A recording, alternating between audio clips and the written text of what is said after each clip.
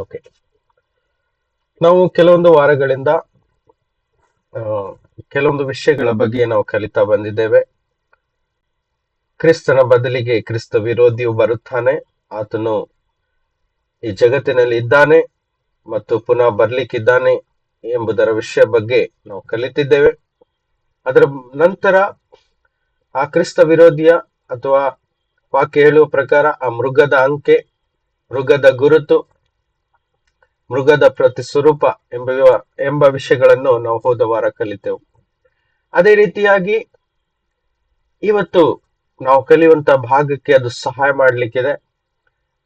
ಯಾಕೆಂತ ಹೇಳಿದ್ರೆ ಇವತ್ತು ಅನೇಕ ಕ್ರೈಸ್ತರು ಅರಿಯದೆ, ಅದು ತಪ್ಪಲ್ಲ, ಅರಿಯದೆ ತಮ್ಮ ಜೀವಿತದಲ್ಲಿ ಕ್ರಿಸ್ತನನ್ನು ಹಿಂಬಾಲಿಸುವಂತ ಈ ಒಂದು ಕ್ರಿಸ್ತಿಯ ಜೀವಿತದಲ್ಲಿ ಅರಿಯದೆ ಅನೇಕ ಸಂಗತಿಗಳನ್ನು, ಅಂದ್ರೆ ಪ್ರತ್ಯೇಕವಾಗಿ ದುಷ್ಟನಿಗೆ ಸಂಬಂಧಪಟ್ಟಂತ, ಸೈತಾನನು ವಂಚಿಸಿದಂತ ಸಂಗತಿಗಳನ್ನು ಅವರು ಅನುಸರಿಸ್ತಾ ಇದ್ದಾರೆ, ಅದನ್ನು ಪಾಲಿಸ್ತಾ ಇದ್ದಾರೆ, ಅದನ್ನು ಕೈಗೊಂಡು ನಡೀತಾ ಇದ್ದಾರೆ. ತಿಳಿದು ತಿಳಿಯದೆಯೋ ಅವರ ಜೀವಿತದಲ್ಲಿ, ಅಂದ್ರೆ ಆ ಕ್ರೈಸ್ತರ ಜೀವಿತದಲ್ಲಿ ಇರುವುದನ್ನು ನಾವು ಕಾಣಬಹುದು. ಉದಾಹರಣೆಗೆ ಅಷ್ಟು ದೂರ ಹೋಗೋದು ಬೇಡ, ನಮ್ಮಲ್ಲಿಯೇ ನಾವೀಗ ಸೇರಿದಂತ ನಮ್ಮ ಗ್ರೂಪ್ ನಲ್ಲಿ ಇರುವಂತ ಅನೇಕರ ಜೀವಿತದಲ್ಲಿಯೂ ಸಹ ಆ ಒಂದು ಪರಿಸ್ಥಿತಿ ಇರಬಹುದು. ಅದೇ ತರ ನನ್ನ ಜೀವಿತದಲ್ಲಿಯೂ ಸಹ ಒಂದು ಸಮಯದಲ್ಲಿ, ಒಂದು ಕಾಲದಲ್ಲಿ ಅರಿಯದೆ ಅನೇಕ ಸಂಗತಿಗಳನ್ನು ನಾನು ನಂಬಿಕೊಂಡಿದ್ದೆ. ನಾನು ಏನು ತಿಳಿದುಕೊಂಡಿದ್ದೆ ಅಂತ ಹೇಳಿದ್ರೆ, ಹೀಗೆ ಮಾಡುವುದರಿಂದ ನನ್ನ ದೇವರಿಗೆ ಇಷ್ಟ, ಅವರಿಗೆ ಗೌರವ ಉಂಟಾಗ್ತದೆ, ಅವರಿಗೆ ಆರಾಧನೆ ಆಗ್ತದೆ, ಅವರಿಗೆ ಸಂತೋಷ ಆಗ್ತದೆ ಅಂತ ನಾನು ಸಂತೋಷದಿಂದ ಕೆಲವೊಂದು ಸಂಗತಿಗಳನ್ನು ನನ್ನ ಜೀವನದಲ್ಲಿ ಪಾಲಿಸ್ತಾ ಇದ್ದೆ. ಅದೇ ರೀತಿ ಇವತ್ತು ಈ ಲೋಕದಲ್ಲಿ ಕ್ರೈಸ್ತರ ಮಧ್ಯದಲ್ಲಿ ಸಹ ದೇವರಿಗೆ ಹಿತ ಇಲ್ಲದಿರುವಂತ ಸಂಗತಿಗಳು, ಕ್ರೈಸ್ತರು ತಿಳಿಯದ ರೀತಿಯಲ್ಲಿ, ಅಂದ್ರೆ ಅವರು ತಿಳಿದುಕೊಂಡಿದ್ದೇನು, ಇದು ದೇವರಿಗೆ ಇಷ್ಟ, ನಾವು ಆರಾಧಿಸುವ ನಮ್ಮ ಸತ್ಯ ದೇವರಿಗೆ ಅದು ಇಷ್ಟವುಳ್ಳದ್ದು ಅಂತ ತಿಳಿದುಕೊಂಡು ಅದನ್ನು ಅನುಸರಿಸ್ತಾ ಇದ್ದಾರೆ, ಪಾಲಿಸ್ತಾ ಇದ್ದಾರೆ. ಸೊ ಹಾಗಾದ್ರೆ ನೀವೇ ಹೇಳಿ, ಕ್ರಿಸ್ತನಿಗೆ ಅಂದ್ರೆ ನಮ್ಮ ದೇವರಿಗೆ ಇಷ್ಟ ಇಲ್ಲದ ಸಂಗತಿಗಳನ್ನು ನಾವು ಅದು ಕ್ರಿಸ್ತನಿಗೆ ಅಥವಾ ನಮ್ಮ ದೇವರಿಗೆ ಇಷ್ಟ ಎಂದು ತಿಳಿದುಕೊಂಡು ನಾವು ಅದನ್ನು ಪಾಲಿಸಿದರೆ ಇದು ದೇವರ ಸಮ್ಮುಖದಲ್ಲಿ ಸರಿ ಆಗುತ್ತಾ ಅಥವಾ ತಪ್ಪಾಗುತ್ತಾ? ನೀವೇ ಹೇಳಿ. ತಪ್ಪಾಗತ್ತೆ. ತಪ್ಪಾಗತ್ತೆ. ಹಾಗಾದ್ರೆ ಸರಿಯಾದದನ್ನು ಕಂಡುಹಿಡಿಬೇಕು ಅಲ್ವಾ? ಸರಿಯಾದದ್ದನ್ನು ಎಷ್ಟು ನಾವು ಕಂಡುಹಿಡಿತೀವಿ ಅದರಿಂದ ಏನಾಗುತ್ತೆ, ದೇವರಿಗೆ ಮಹಿಮೆ ಆಗತ್ತೆ, ಅವರು ಸಂತೋಷ ಪಡ್ತಾರೆ. ನನ್ನ ಮಕ್ಕಳು ನಾನು ಹಿತ ಪಡುವ ರೀತಿಯಲ್ಲಿಯೇ, ನಾನು ಇಚ್ಛೆ ಪಡುವ ರೀತಿಯಲ್ಲಿ ನನ್ನ ಮಕ್ಕಳು ನನ್ನನ್ನು ಆರಾಧಿಸ್ಲಿಕ್ಕೆ ಇಷ್ಟಪಡ್ತಾ ಇದ್ದಾರೆ ಅಂತ ಹೇಳಿದ್ರೆ ಅದು ದೇವರಿಗೆ ಹೆಮ್ಮೆ ಅಲ್ವಾ, ಸಂತೋಷದ ಸಂಗತಿಯಾಗಿದೆ. ಅದಕ್ಕೋಸ್ಕರ ಪ್ರಿಯರೇ, ನಾನು ನಿಮ್ಮ ನಂಬಿಕೆಯನ್ನು ವಿರೋಧಿಸಿ ಮಾತಾಡ್ಲಿಕ್ಕೆ ಇಷ್ಟಪಡುವುದಿಲ್ಲ.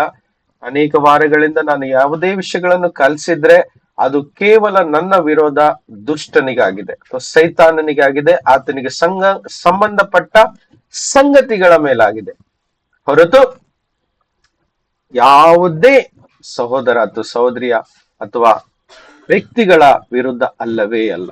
ಇದನ್ನು ಸ್ಪಷ್ಟ ಮಾಡುತ್ತಾ ನಾನು ವಾಕ್ಯದ ಭಾಗವನ್ನು ಮುಂದುವರಿಸಲಿಕ್ಕೆ ಇಷ್ಟಪಡ್ತೀನಿ. ಓಕೆನಾ? ಸರಿ, ನೋಡಿ, ಕ್ರಿಸ್ತನ ನಿಜವಾದ ಸಂದೇಶ ಈ ಭೂಮಿಗೆ ಏನೆಂಬುದನ್ನು ನಾವು ತಿಳ್ಕೊಳ್ಬೇಕು. ಓಕೆನಾ? ನಿಜವಾಗಿ ದೇವರು ತನ್ನ ಕ್ರಿಸ್ತನಾದ ಯೇಸುವನ್ನು ಈ ಭೂಮಿಗೆ ಯಾಕೆ ಕಳಿಸಿದರು? ಖಂಡಿತವಾಗಿ ಮೊನ್ನೆ ಡಿಸೆಂಬರ್ 25ರಂದು ಇಡೀ ಲೋಕದಲ್ಲಿ ಅತಿ ಹೆಚ್ಚು ಜನರಿರುವ, ವಿಶ್ವಾಸಿಗಳಿರುವ ಧರ್ಮ ಅಂತ ಹೇಳಿದ್ರೆ ಅದು ಕ್ರೈಸ್ತ ಧರ್ಮ. ಕ್ರೈಸ್ತ ಧರ್ಮದಲ್ಲಿ ಬೇರೆ ಬೇರೆ ಪಂಗಡಗಳಿದ್ದಾವೆ, ಅದನ್ನು ಬಿಡಿ. ಒಟ್ಟಾರೆ ಕ್ರೈಸ್ತರೇ ಈ ಭೂಮಿಯಲ್ಲಿ ಹೆಚ್ಚಾಗಿರುವರು, ಹೌದಲ್ವಾ ಹೇಳಿ? ಎಷ್ಟು ಪರ್ಸೆಂಟೇಜ್ ಕ್ರೈಸ್ತರಿದ್ದಾರೆ ಇಡೀ ಭೂಮಿಯಲ್ಲಿರುವ ಜನರಲ್ಲಿ? ಒಂದು ಉದಾಹರಣೆಗೆ ನೀವೇ ಕಂಡುಹಿಡಿಯಿರಿ, ಎಷ್ಟು ಪರ್ಸೆಂಟೇಜ್ ಕ್ರೈಸ್ತರಿದ್ದಾರೆ. ನೀವು ಗೂಗಲ್ ಮಾಡಿದ್ರೆ ನಿಮ್ಗೆ ಗೊತ್ತಾಗ್ತದೆ ಇಷ್ಟಿಷ್ಟು ಪರ್ಸೆಂಟೇಜ್ ಕ್ರೈಸ್ತರೇ ಈ ಭೂಮಿಯಲ್ಲಿದ್ದಾರೆ ಅಂತ. ಆಗ ನಾವು ನೋಡುವಾಗ ಯಾರಿಗಾದ್ರೂ ಸಿಕ್ಕಿದ್ರೆ ಹೇಳಿ, ಹಾಗೆ ನೋಡುವಾಗ ಹೆಚ್ಚಿನ ಪರ್ಸೆಂಟೇಜ್ ಕ್ರೈಸ್ತರೇ ಇದ್ದಾರೆ ಅಲ್ವಾ? ಹಾಗಾದ್ರೆ ಕ್ರೈಸ್ತರು ನಿಜವಾದ ದೇವರನ್ನು ಆರಾಧಿಸುವರೆಂದು ನಾವೆಲ್ಲ ತಿಳ್ಕೊಂಡಿದ್ದೇವೆ. ಇದು ಸತ್ಯನೇ, ಹೌದಾ? ಕ್ರಿಸ್ತವನ್ನು ಬಿಟ್ಟು ಬೇರೆ ಯಾರು ಸಹ ಸತ್ಯ ಇಲ್ಲ. ಕ್ರಿಸ್ತನೇ ಹೇಳಿದ್ದು ನಾನೇ ಸತ್ಯ ಅಂತ. ಹಾಗಿರುವಾಗ ನಾವು ಕ್ರೈಸ್ತರು ಎಷ್ಟು ಜಾಗೃತಿ ಆಗಿರ್ಬೇಕು. ಯಾಕೆಂತ ಹೇಳಿದ್ರೆ ಕ್ರೈಸ್ತನು ಮೊದಲೇ ಹೇಳಿದ್ದಾರೆ, ಅಂತ್ಯ ಕಾಲದಲ್ಲಿ ಆವತ್ತಿಂದನೇ ಹೇಳಿದ್ದಾರೆ, ಮುಂದೆ ನಾನು ಹೋದ ಮೇಲೆ ತೋಳಗಳು ನಿಮ್ಮ ಮಧ್ಯದಲ್ಲಿ ಬರು ಅಂತ ಪೌಲನು ಸಹ ಹೇಳ್ತಾರೆ. ನೀವು ವಂಚನೆಗೆ ಒಳಗಾಗದಿರಿ ಅಂತ ಕ್ರಿಸ್ತನು ಹೇಳಿಕೊಟ್ಟಿದ್ದಾರೆ, ಹೌದಾ? ಮೋಸ ಹೋಗಬೇಡಿರಿ ಅಂತ ಹೇಳ್ಕೊಟ್ಟಿದ್ದಾರೆ. ಸೊ ಮೋಸ ಹೋಗದೆ ನಮ್ಮನ್ನು ನಾವು ಕಾಪಾಡಿಕೊಂಡು ಸತ್ಯವಾದ ದಾರಿಯಲ್ಲಿ ನಾವು ಕ್ರಿಸ್ತನನ್ನು ಆರಾಧಿಸುವಾಗ ಅದು ದೇವರಿಗೆ ಮೆಚ್ಚುಗೆ ಆಗ್ತದೆ. ಆ ಉದ್ದೇಶದಿಂದ ನಾವು ಸತ್ಯಗಳನ್ನು ಆದಷ್ಟು ಕಂಡುಹಿಡಿದು ಸತ್ಯವಾದ ರೀತಿಯಲ್ಲಿ ಸತ್ಯ ದೇವರನ್ನು ಆರಾಧಿಸುವುದು ಅದು ಎಷ್ಟೊಂದು ಒಳ್ಳೆಯ ಸಂಗತಿ. ಆವಾಗ ದೇವರು ಮಹಿಮೆ ಹೊಂತಾರೆ ಮತ್ತು ಖಂಡಿತವಾಗಿಯೂ ನಮ್ಮ ಜೀವಿತವೂ ಸಹ ಒಳ್ಳೆ ದಾರಿಯಲ್ಲಿ ಹೋಗ್ತಾ ಅದು ಆಶೀರ್ವಾದವಾಗಿರುತ್ತೆ. ಹೌದಲ್ವಾ? ನಮಗೆ ಒಳ್ಳೇದಲ್ವಾ ಅದು? ಎಸ್. ಹಾಗಾಗಿ ದೇವರು ಕ್ರಿಸ್ತನ ಮುಖಾಂತರ ಈ ಲೋಕಕ್ಕೆ ಕೊಟ್ಟಂತ ನಿಜವಾದ ಸಂದೇಶ ಏನೆಂಬುದಾಗಿ ನಾವು ತಿಳ್ಕೊಳ್ಳುವ. ಮೊದಲು ನಾನು ಕೆಲವೊಂದು ಪಾಯಿಂಟ್ಗಳನ್ನು, ನೆಗೆಟಿವ್ ಆದಂತ ಪಾಯಿಂಟ್ಗಳು, ಅಂದ್ರೆ ಅರಿಯದೆ ನಾವು ತಪ್ಪಾದ ಸಂಗತಿಗಳನ್ನು ಕ್ರಿಸ್ತನಿಗೆ ಬೆಚ್ಚುಗೆ ಆದದ್ದು ಅಂತ ತಿಳ್ಕೊಂಡು ಅನುಸರಿಸ್ತಾ ಇದ್ದೀವಿ. ಅದನ್ನು ಫಸ್ಟ್ ನಾವು ಎಕ್ಸ್ಪೋಸ್ ಮಾಡುವ ಅಂದ್ರೆ ಅದನ್ನು ತಿಳ್ಕೊಳ್ಳುವ, ಓಪನ್ ಮಾಡಿ ನೋಡುವ, ಸರಿನಾ ತಪ್ಪ, ಸತ್ಯವಾಗಿದೆಯಾ ಸುಳ್ಳಾಗಿದೆಯಾ ಅಂತ ವಾಕ್ಯವನ್ನು ಆಧಾರ ಇಟ್ಕೊಂಡು ನಾವು ಕಂಡುಹಿಡಿಯೋಣ. ಓಕೆ, ಅದಕ್ಕೆ ವಾಕ್ಯ ಹೇಳ್ತದೆ ಸತ್ಯವನ್ನು ಮೊದಲು ತಿಳಿದುಕೊಳ್ಳಿರಿ. ಎಷ್ಟು ತಿಳ್ಕೊಳ್ತೀವೋ ಅಷ್ಟು ನಾವು ಫ್ರೀ ಆಗ್ತೀವಿ, ಬಿಡುಗಡೆ ಹೊಂದ್ತೀವಿ ಅಲ್ವಾ? ಸರಿ, ಈ ವಾಕ್ಯ ನಾನು ಪದೇ ಪದೇ 3 ವಾರಗಳಿಂದ ಪದೇ ಪದೇ ಹೇಳ್ತಾ ಇದ್ದೀನಿ. ಯಾಕಂತ ಹೇಳಿದ್ರೆ ಇದರ ಆಳವನ್ನು ನಾನು ನನ್ನ ಆತ್ಮದಲ್ಲಿ, ಹೃದಯದಲ್ಲಿ ತಿಳ್ಕೊಂಡಿದ್ದೇನೆ ಅಂತ ಹೇಳಿದ್ರೆ, ಇಲ್ಲಿ ನೋಡಿ ವಾಕ್ಯ ಹೇಳ್ತದೆ, ಮಧ್ಯದಿಂದ ಓದ್ತೀನಿ. ಯೇಸು ಹೇಳ್ತಿದ್ದಾರೆ, ಯಾಕೆಂದರೆ ಇಹಲೋಕಾಧಿಪತಿಯು ಬರುತ್ತಾನೆ. ಅಂದ್ರೆ ಅದು ಯಾರು? ಕ್ರೈಸ್ತನಿಗೆ ವಿರೋಧವಾದಂತ ವ್ಯಕ್ತಿ ಅಥವಾ ಸೈತಾನನ ಆತ್ಮದಿಂದ ನಡೆಸಲ್ಪಡುವಂತ ವ್ಯಕ್ತಿಗಳು, ಅವರೇ ಇಹಲೋಕದ ಅಧಿಪತಿ ಬರುತ್ತಾನೆ. ಅವನಿಗೆ ಸಂಬಂಧಪಟ್ಟದೊಂದು ನನ್ನಲ್ಲಿ ಇಲ್ಲ ಅಂತ ಹೇಳಿದ್ರೆ, ಸೈತಾನನಿಗೆ ಸಂಬಂಧಪಟ್ಟ ಯಾವುದೇ ಸಂಗತಿ ನನ್ನಲ್ಲಿ ಇಲ್ಲ ಅಂತ ಯೇಸು ಹೇಳ್ತಾ ಇದ್ದಾರೆ. ಅರ್ಥ ಆಗ್ತಿದ್ಯಾ? ಹಾಗಾದ್ರೆ ಈ ವಾಕ್ಯದ ಅರ್ಥ ಏನು? ನಾವು ಕ್ರಿಸ್ತನ ಮಕ್ಕಳಾಗಿರುವವರು ಸಹ ಕ್ರಿಸ್ತನಿಗೆ ವಿರುದ್ಧ ಯಾವುದೆಲ್ಲ ಇದೆಯೋ, ಅಂದ್ರೆ ಸೈತಾನನಿಗೆ ಸಂಬಂಧಪಟ್ಟ ಯಾವುದೆಲ್ಲ ಸಂಗತಿಗಳಿದೆಯೋ ಅದು ಯಾವುದು ಸಹ ನಮ್ಮ ಈ ಆತ್ಮಿಕ ಜೀವಿತದಲ್ಲಿ, ನಮ್ಮ ಈ ಬಾಳಿನಲ್ಲಿ ಇರಬಾರ್ದು. ಇದೆ ಅಲ್ವಾ ಅರ್ಥ? ಹೌದಲ್ಲ ಹೇಳಿ? ಅರ್ಥ ಆಯ್ತಾ? S brother. Very good. ಮೊನ್ನೆ 25 ಡಿಸೆಂಬರ್ ಮ್ಯಾಕ್ಸಿಮಮ್ ಕ್ರೈಸ್ತರು ಮಾತ್ರ ಅಲ್ಲ, ಅದ್ರ ಜೊತೆಗೆ ಅನೇಕರು ಅನ್ಯ ಬೇರೆ ಪಂಗಡದವರು, ಅಂದ್ರೆ ಬೇರೆ ಜಾತಿಯವರು ಸಹ, ಧರ್ಮದವರು ಸಹ ಸಂತೋಷವುಳ್ಳವರಾಗಿ ತಮ್ಮ ಕ್ರೈಸ್ತ ಸ್ನೇಹಿತರೊಂದಿಗೂ ಸಹ ಸೇರ್ಕೊಂಡು ಅವರನ್ನು ಸನ್ಮಾನಿಸ್ತಾರೆ. ಕ್ರಿಸ್ಮಸ್ಗೋಸ್ಕರ ವಿಶ್ ಮಾಡ್ತಾರೆ. ನನಗೂ ಸಹ ಅಕ್ರೈಸ್ತರಾದ ಅನೇಕ ಫ್ರೆಂಡ್ಸ್ಗಳು ವಿಶ್ ಮಾಡಿದ್ರು. ನಾನು ಅವರ ವಿಶ್ಗೆ ನಾನು ರೆಸ್ಪೆಕ್ಟ್ ಮಾಡ್ತೀನಿ. ಯಾಕಂದ್ರೆ ಅವರ ಪ್ರೀತಿ, ಅವರ ಒಂದು ಗೌರವ ನಮ್ಗೆ ಹಂಚ್ಕೊಡ್ತಾ ಇದೆ. ಓಕೆ, ಅಲ್ಲದೆ ನಾವು ನೋಡುವಾಗ ಅನೇಕರು ಈ 25ರಂದು ಯೇಸು ಹುಟ್ಟಿದ ದಿನ ಎಂದು ಆಚರಿಸಿದ್ದಾರೆ. ಯೇಸು ಹುಟ್ಟಿದ್ದು ಸತ್ಯ, 100ಕ್ಕೆ 100 ಸತ್ಯ. ಬೆತ್ಲೆಹೇಮಲ್ಲಿ 2000 ವರ್ಷಗಳ ಹಿಂದೆ ಹುಟ್ಟಿದ್ದು ಈ ಲೋಕಕ್ಕೆ ಸಂತೋಷ ಉಂಟು ಮಾಡುವ ಸುದ್ದಿ ಆಗಿತ್ತು. ಹೌದಲ್ವಾ? ಯೇಸು ಈ ಭೂಮಿಗೆ ಬರ್ತಾರೆ ಅಂತ ಹಳೆ ಒಡಂಬಡಿಕೆಯಲ್ಲಿ ಯೇಸು ಹುಟ್ಟುವುದಕ್ಕಿಂತ ಅನೇಕ ವರ್ಷಗಳ ಹಿಂದೆ ಪ್ರವಾದನೆ ಮಾಡಲಾಗಿತ್ತು. ಆ ಪ್ರವಾದನೆ ಪ್ರಕಾರ ಯೇಸು ತಕ್ಕ ಸಮಯಕ್ಕೆ ಹುಟ್ಟಿ ಬಂದ್ರು, ಲೋಕಕ್ಕೆಲ್ಲ ಬೆಳಕಾಗಿ ರಕ್ಷಕನಾಗಿ ಹುಟ್ಟಿ ಬಂದ್ರು. ಇದು ಸತ್ಯ ಸತ್ಯ ಸತ್ಯ, ಏನು ಸಂಶಯ ಇಲ್ಲ. ಆದ್ರೆ ಇಲ್ಲಿ ವಿಷಯ ಏನು ಅಂತ ಹೇಳಿದ್ರೆ, ಯೇಸು ಹುಟ್ಟಿದ್ದು ಅದನ್ನು ನಾವು, ಆ ದಿನವನ್ನು, ಯೇಸುವಿನ ಹುಟ್ಟಿನ ದಿನವನ್ನು ನಾವು ಆಚರಿಸ್ಬೇಕಾ, ಸೆಲೆಬ್ರೇಟ್ ಮಾಡ್ಬೇಕಾ? ಎನ್ನುವ ಮೊದಲನೇ ಪ್ರಶ್ನೆ. ಎರಡನೇ ಪ್ರಶ್ನೆ, ಸೆಲೆಬ್ರೇಟ್ ಮಾಡುವುದಾದ್ರೆ ಆ ದಿನ ಯಾವುದು ಎಂಬುವ ಎರಡನೇ ಪ್ರಶ್ನೆ. ಹೀಗೆ ಪ್ರಶ್ನೆಗಳಾಗ್ತಾ ಹೋದ್ರೆ ತುಂಬಾ ಉಂಟು. ಎರಡೇ ಪ್ರಶ್ನೆಯೊಂದಿಗೆ ನಾನು ಮುಂದೆ ಹೋಗ್ತೇನೆ. ಮೊದಲನೇದಾಗಿ, ಏಸು ತಾನು ಹುಟ್ಟಿದ ದಿನವನ್ನು ಆಚರಿಸಲಿಕ್ಕೆ ನಮಗೆ ಯಾವ್ದಾದ್ರು ಒಂದು ಆಜ್ಞೆ ಕೊಟ್ಟಿದ್ದಾರಾ? ಆಚರಿಸಲಿಕ್ಕೆ ನಮಗೆ ನೆನಪಿದೆ ವಾಕ್ಯದ ಪ್ರಕಾರ ಆತನು ಹುಟ್ಟಿದ್ದಾರೆ ಅಂತ. ಸತ್ಯ, ಅದು ಯಾರು ಹೇಳಿದ್ರು ನಾವು ನಂಬಲ್ಲ. ಅವ್ರು ಹುಟ್ಟಿದ್ದು ಸತ್ಯ, ಹುಟ್ಲಿಲ್ಲ ಅಂದ್ರೆ ಅದು ಸುಳ್ಳು. ಆದ್ರೆ ಹುಟ್ಟಿದ ದಿನವನ್ನು ಇವತ್ತಿನ ಕಾಲದಲ್ಲಿ ನಮ್ಮ ಬರ್ತ್ಡೇನೆಲ್ಲ ಆಚರಿಸ್ಕೊಳ್ತೀವಲ್ವಾ, ಸೆಲೆಬ್ರೇಟ್ ಮಾಡ್ತೀವಿ. ಅದೇ ರೀತಿ ಯೇಸು ತನ್ನ ಜನ್ಮ ದಿನವನ್ನು ಸ್ವತಃ ಎಲ್ಲಿಯಾದ್ರೂ ಸೆಲೆಬ್ರೇಟ್ ಮಾಡಿದ್ದಾರಾ, ಅಥವಾ ಶಿಷ್ಯರಿಗೆ ಅಪೋಸ್ತಲರಿಗೆ ಕಲಿಸಿದ್ದಾರಾ, ಅಥವಾ ಇಡೀ ಲೋಕಕ್ಕೆ ಹೋಗಿ ನನ್ನ ಜನ್ಮ ದಿನವನ್ನು ಆಚರಿಸಲಿಕ್ಕೆ ಒಂದೇ ಒಂದು ಆಜ್ಞೆ ಕೊಟ್ಟಿದ್ದಾರಾ ಎಂಬ ಪ್ರಶ್ನೆ ಮುಂದಿಡುವುದಾದ್ರೆ ನೀವು ಅಟ್ಲೀಸ್ಟ್ ಕೆಲವರಾದ್ರೂ ಮ್ಯೂಟ್ ತೆಗೆದು ಉತ್ತರ ಕೊಡಬೇಕಾಗಿ ಕೇಳ್ತೀನಿ. ಹೇಳಲಿಲ್ಲ ಬ್ರದರ್. ಓಕೆ, ಹೇಳಿ. ಬಾಕಿ ಎಲ್ಲರೂ ಹೇಳಿ. ಹೇಳಲಿಲ್ಲ ಬ್ರದರ್. ಹೇಳಿಲ್ಲ. ಮತ್ತೆ ಹೇಳಿ. Not mentioned. Not mentioned. Okay, C, ಎಲ್ಲಿಯೂ ಸಹ ಮೆನ್ಷನ್ ಮಾಡಿಲ್ಲ ನೋಡಿ. ನಮ್ಮ ಲೋಕಲ್ ಭಾಷೆಯಲ್ಲಿ ಒಂದು ಮಾತುಂಟು, ತಪ್ಪಾಗಿ ತಿಳ್ಕೊಳ್ಬೇಡಿ. ಹೇಳಿದ ಕೆಲಸಕ್ಕಿಂತ ಜಾಸ್ತಿ ಕೆಲಸ ಮಾಡ್ತಾರೆ ಕೆಲವೊಬ್ರು. ಅದು ಅವಶ್ಯಕತೆ ಇರುವುದಿಲ್ಲ. ಆ ಸಂದರ್ಭದಲ್ಲಿ ಆ ವ್ಯಕ್ತಿಗೆ ಏನ್ ಹೇಳ್ತಾರೆ ಗೊತ್ತುಂಟಾ? ಯಾರಿಗಾದ್ರೂ ಹೇಳಿದ ಕೆಲಸ ಬಿಟ್ಟು ಜಾಸ್ತಿ ಮಾಡಿದ್ರೆ ಏನು? ಅಧಿಕ ಪ್ರಸಂಗ. ಅಧಿಕ ಪ್ರಸಂಗಿ ಅಂತ ಹೇಳ್ತಾರೆ ಅಲ್ವಾ? ಹೇಳಿದ್ ಬಿಟ್ಟು ಬೇರೆ ಏನೋ ಮಾಡ್ತಾರೆ, ಅಥವಾ ಹೇಳಿದ್ಕಿಂತ ಜಾಸ್ತಿ ಮಾಡ್ತಾರೆ.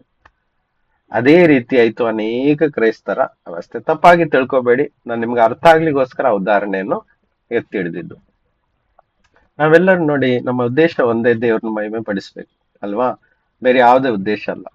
ಆದ್ರೆ ನಮ್ಮ ಯಾವುದೇ ಅನುಸರಣೆ, ಆಚಾರಗಳ ಮುಖಾಂತರ ಎಲ್ಲಿಯಾದ್ರೂ ಸೈತಾನನಿಗೆ ಆರಾಧನೆ ಸಿಗ್ತಾ ಇದ್ರೆ, ಮಹಿಮೆ ಆಗ್ತಾ ಇದ್ರೆ, ಅದನ್ನ ನಿಲ್ಲಿಸ್ಬೇಕಾ ಬೇಡವಾ? ಹೇಳಿ. ನಿಲ್ಲಿಸ್ಬೇಕು. ಈ ಉದ್ದೇಶದಿಂದ ಈ ವಿಷಯಗಳನ್ನು ನಿಮ್ಗೆ ಕಲಿಸ್ಲಿಕ್ಕೆ ಹೋಗ್ತಾ ಇದ್ದೀನಿ. ಆಯ್ತಾ? ಸರಿ.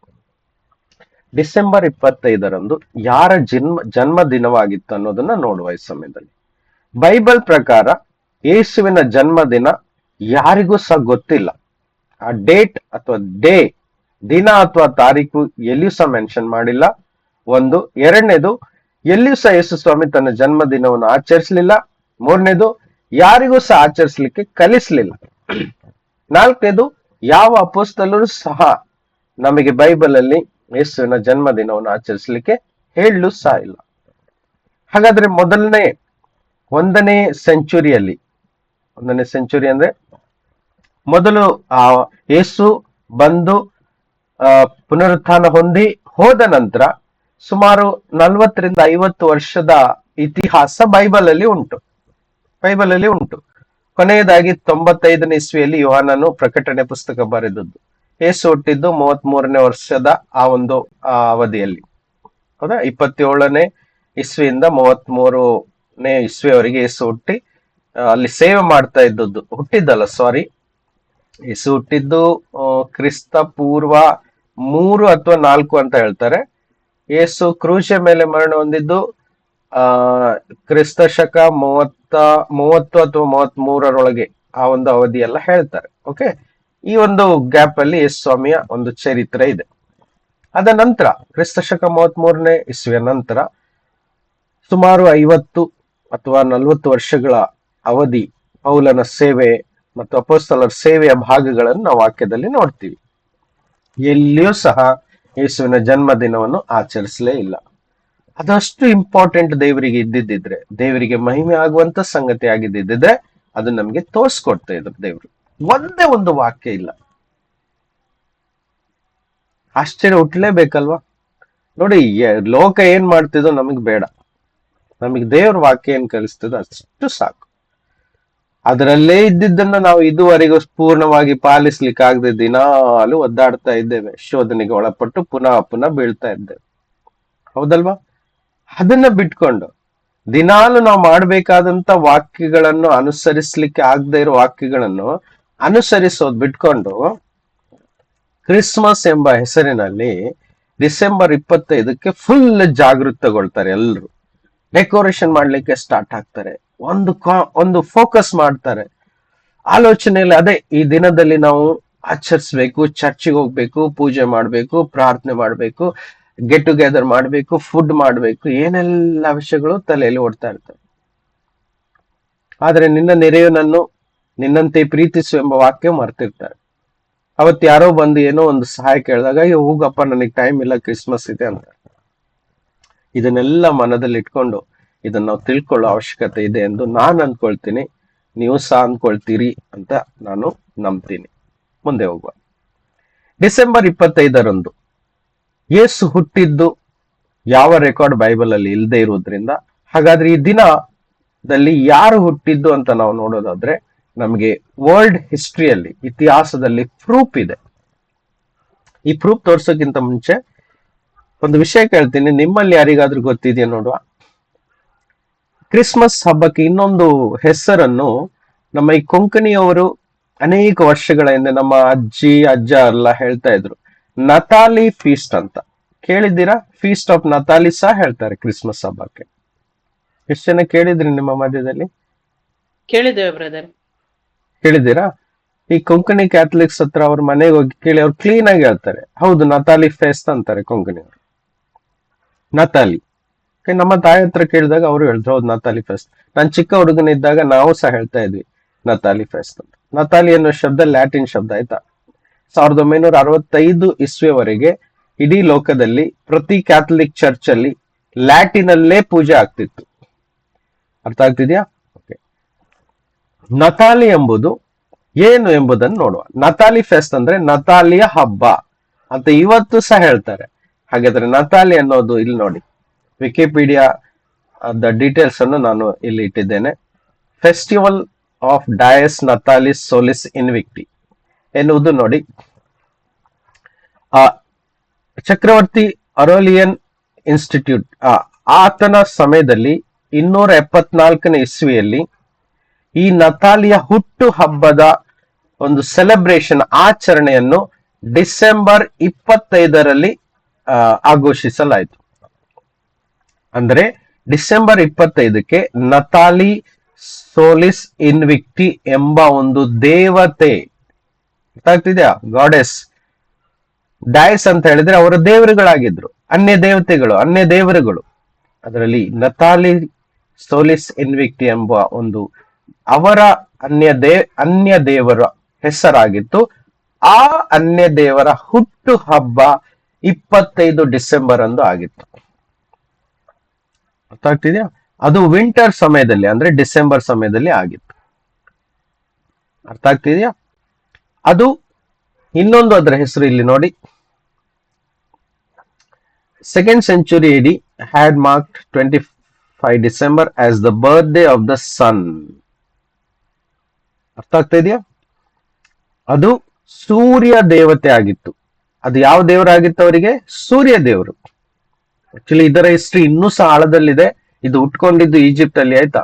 ಈಜಿಪ್ಟ್ ಇಂದ ಉಟ್ಕೊಂಡು ಆಮೇಲೆ ಗ್ರೀಸ್ ಸಾಮ್ರಾಜ್ಯದಲ್ಲಿ ಅದು ಇನ್ನಷ್ಟು ಡೆವಲಪ್ ಆಯ್ತು.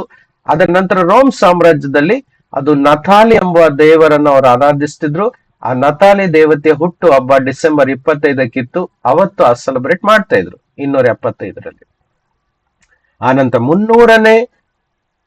320ನೇ ಇಸ್ವಿಯ ನಂತರ ಚಕ್ರವರ್ತಿ ಕಾನ್ಸ್ಟಂಟಿನೋಪಲ್, ದ ಗ್ರೇಟ್ ಕಾನ್ಸ್ಟಂಟಿನೋಪಲ್, ಇಡೀ ತಮ್ಮ ಸಾಮ್ರಾಜ್ಯದಲ್ಲಿ ಎಲ್ಲರೂ ಕ್ರಿಶ್ಚಿಯನ್ ಆಗ್ಬೇಕು, ಕ್ರೈಸ್ತತ್ವವನ್ನು ತೆಗೆದುಕೊಂಡು ಬರ್ತಾನೆ. ಅವನು ತೆಗೆದುಕೊಂಡು ಬಂದ ನಂತರ ಈ ಅವರ ಸಾಮ್ರಾಜ್ಯದಲ್ಲಿ ಜನರೆಲ್ಲ ಆಚರಿಸ್ಕೊಂಡು ಬರ್ತಾ ಇದ್ದಂತ ಎಲ್ಲ ಅನ್ಯ ದೇವರುಗಳ ಹಬ್ಬಗಳನ್ನು, ಆಚಾರ ವಿಚಾರಗಳನ್ನು ಎಲ್ಲ ಕ್ರೈಸ್ತತ್ವದಲ್ಲಿ ಏನ್ ಮಾಡಿದ? ಮತಾಂತರಿಸಿದ. ಅವರ ಅನ್ಯ ಪೇಗನ್ ಅಂತ ಹೇಳ್ತಾರೆ, ಅನ್ಯ ದೇವರುಗಳ ಎಲ್ಲ ಆಚಾರ ವಿಚಾರಗಳನ್ನು ಕ್ರೈಸ್ತತ್ವಕ್ಕೆ ಮತಾಂತರಿಸಲಾಯಿತು. ಅರ್ಥ ಆಗ್ತಿದೆಯಾ? ಸೊ ಹಾಗೆ ಮತಾಂತರಿಸಿದ ಅನೇಕ ಆಚಾರ ವಿಚಾರಗಳಲ್ಲಿ ಒಂದು ಈ ಕ್ರಿಸ್ಮಸ್. ಈ ನತಾಲಿಯವರ ಹುಟ್ಟುಹಬ್ಬದ ದಿನವೇ ಯೇಸು ಹುಟ್ಟಿದ್ದೆಂದು ಅವರು ಘೋಷಣೆ ಮಾಡಿ, ಯಾಕಂದ್ರೆ ಅವರ ಸಾಮ್ರಾಜ್ಯನ ಆಳ್ವಿಕೆಯಲ್ಲಿತ್ತು ಇಡೀ ಲೋಕದಲ್ಲಿ. ಅವರು ಹೇಳಿದಾಗ ಇಡೀ ಲೋಕ ಕೇಳ್ತಿತ್ತು. ಅವರು ಅದನ್ನು ಬದಲಾಯಿಸಿ 25ಕ್ಕೆ ಯೇಸು ಹುಟ್ಟಿದ್ದಂತ ನಾವು ಏನ್ ಮಾಡುವ, ಡಿಸೈಡ್ ಮಾಡ್ಕೊಂಡು ಅವರ ಮಧ್ಯದಲ್ಲಿ. ರಾಜನ್ ಹೇಳಿದ್ದೆ ಕೊನೆ ತೀರ್ಮಾನ ಅಲ್ವಾ? ಸೊ ಅವರ ಆಳ್ವಿಕೆನೆ ಕೋರ್ಟ್ ಆಗಿತ್ತು ಅವತ್ತು. ಅವ್ರು ಹೇಳಿದ್ದೆ ಫೈನಲ್. ಸೊ ಈ ರೀತಿಯಾಗಿ ಅಲ್ಲಿಂದ ಈ ನತಾಲಿ ಹಬ್ಬ ಕ್ರಿಸ್ಮಸ್ ಹಬ್ಬವಾಗಿ ಹಗೂರ ವರ್ಷ ಹೋಗ್ತಾ ಹೋಗ್ತಾ ಆಮೇಲೆ ಪೂರ್ಣ ಕ್ರಿಸ್ತತ್ವ ಪೋಪ್ ಸಾಮ್ರಾಜ್ಯ ಬಂದ ಮೇಲೆ, ಪೋಪ್ ಸಾಮ್ರಾಜ್ಯ ಯಾವಾಗ ಬಂತು? 538ನೇ ಇಸ್ವಿಯಲ್ಲಿ. ಅವಾಗಿಂದ ಅದು ಕ್ರಿಸ್ಮಸ್ ಆಗಿ ಬದಲಾಯಿತು, ನತಾಲಿ ಹಬ್ಬ. ಆದ್ರೂ ಸಹ ನಮ್ಮ ಕಣ್ಣು ಮುಂದೆ ಇರುವಂತ ಅನೇಕ ಕುಟುಂಬಗಳು ಇನ್ನೂ ಸಹ ಕ್ರಿಸ್ಮಸ್ ಹಬ್ಬಕ್ಕೆ ನತಾಲಿ ಅಂತಾರೆ. ಸೊ ಕನ್ಫರ್ಮ್ ಆಗ್ತದೆ, ಪ್ರೂಫ್ ನಮ್ಮ ಕಣ್ಣೆದುರಲ್ಲೇ, ನಮ್ಮ ಅಕ್ಕಪಕ್ಕದಲ್ಲಿ ಇದೆ, ನತಾಲಿ ಹಬ್ಬವೇ ಕ್ರಿಸ್ಮಸ್ ಎನ್ನುವುದು. ಹಾಗಾದ್ರೆ ನಮಗೆ ಕನ್ಫರ್ಮ್ ಆಗ್ತದೆ, ನತಾಲಿ ಸೋಲಿಸ್ ಇನ್ವಿಕ್ಟಿ ಎಂಬುದು ಒಂದು ಸೂರ್ಯ ದೇವತೆ, ಅದರ ಹುಟ್ಟಿದ ಹಬ್ಬ 25 ಡಿಸೆಂಬರ್. ಹಾಗಾಗಿ 25 ಡಿಸೆಂಬರ್ ಅಲ್ಲಿ ಆಚರಿಸುವಂತದ್ದು ಇದು ಯೇಸು ಕ್ರಿಸ್ತನ ಜನನ ಅಲ್ಲ, ಇದು ನತಾಲಿ ಸೋಲಿಸ್ ಇನ್ವಿಕ್ಟಿ ಎಂಬ ಸೂರ್ಯ ದೇವತೆಯ ಹಬ್ಬವಾಗಿದೆ. ಇದು ನೋಡಿ, ಸೂರ್ಯ ದೇವತೆ ಹಬ್ಬ ಡಿಸೆಂಬರ್ 25. ಅರ್ಥ ಆಯ್ತಾ ಎಲ್ಲರಿಗೂ? ಡಿಸೆಂಬರ್ ಅಲ್ಲಿ ಯೇಸು ಸ್ವಾಮಿ ಹುಟ್ಟೇ ಇಲ್ಲ. ಕೆಲವೊಂದು ಎವಿಡೆನ್ಸ್ ಬೈಬಲ್ ಸ್ಕ್ರಿಪ್ಚರ್ ಗಳನ್ನ ನಾವು ಸ್ವಲ್ಪ ಲೆಕ್ಕಾಚಾರ ಮಾಡಿ ನೋಡುವಾಗ ಸೆಪ್ಟೆಂಬರ್ ಅಕ್ಟೋಬರ್ ಮಧ್ಯದಲ್ಲಿ ಆಗಿರಬಹುದು, ಬಹುಶಃ ಅದು ಸಹ ಆ ಒಂದು ಲೆಕ್ಕಾಚಾರ ಸಿಗ್ತದೆ. ಇನ್ನೊಂದು ಲೆಕ್ಕಾಚಾರ ಮಾರ್ಚ್ ಮತ್ತು ಏಪ್ರಿಲ್ ಅಲ್ಲಿ ಆಗಿರಬಹುದು. ನನ್ನ ಲೆಕ್ಕಾಚಾರದಲ್ಲಿ, ನಾನು ನಂಬೋದಲ್ಲ ಹೇಳೋದು, ಒಂದು ಲೆಕ್ಕಾಚಾರ ಅಕ್ಟೋಬರ್ ಅಥವಾ ಸೆಪ್ಟೆಂಬರ್ ಮಧ್ಯದಲ್ಲಿ ಅವರ ಕೊನೆಯ ಹಬ್ಬವಾಗಿರುವ ಫೀಸ್ಟ್ ಆಫ್ ಟ್ಯಾಬರ್ನಾಕಲ್ ಅಂತ ಹೇಳ್ತಾರೆ. ಗುಡಿಸುಗಳನ್ನು ಹೊರಗೆ ಹಾಕಿ 7 ದಿನ ಹೊರಗಡೆ ಮಲಗ್ತಾರೆ, ಅಲ್ಲೇ ಊಟ ಎಲ್ಲ ಮಾಡ್ತಾರೆ. ಸೊ ಒಂದು ಅಂಶ ನಾವು ಬೈಬಲ್ ಅಲ್ಲಿ ನೋಡಬಹುದು, ಗೋದಲಿಯಲ್ಲಿ ಯೇಸು ಸ್ವಾಮಿನ ಇಟ್ಟಿದ್ರು ಅಂತ. ಅಂದ್ರೆ ಗೋದಲಿಗಳನ್ನು ಹೊರಗೆಲ್ಲ ಮಾಡ್ತಿದ್ರು, ಚಪ್ಪರಗಳನ್ನು ಕಟ್ತಿದ್ರು. ಸೊ ಮನೇಲಿ ಯಾರು ವಾಸ ಮಾಡ್ತಾ ಇರ್ಲಿಲ್ಲ. ಸೊ ಆ ರೀತಿಯ ಒಂದು ಹಬ್ಬ ಇತ್ತು ಬೈಬಲ್ ಪ್ರಕಾರ.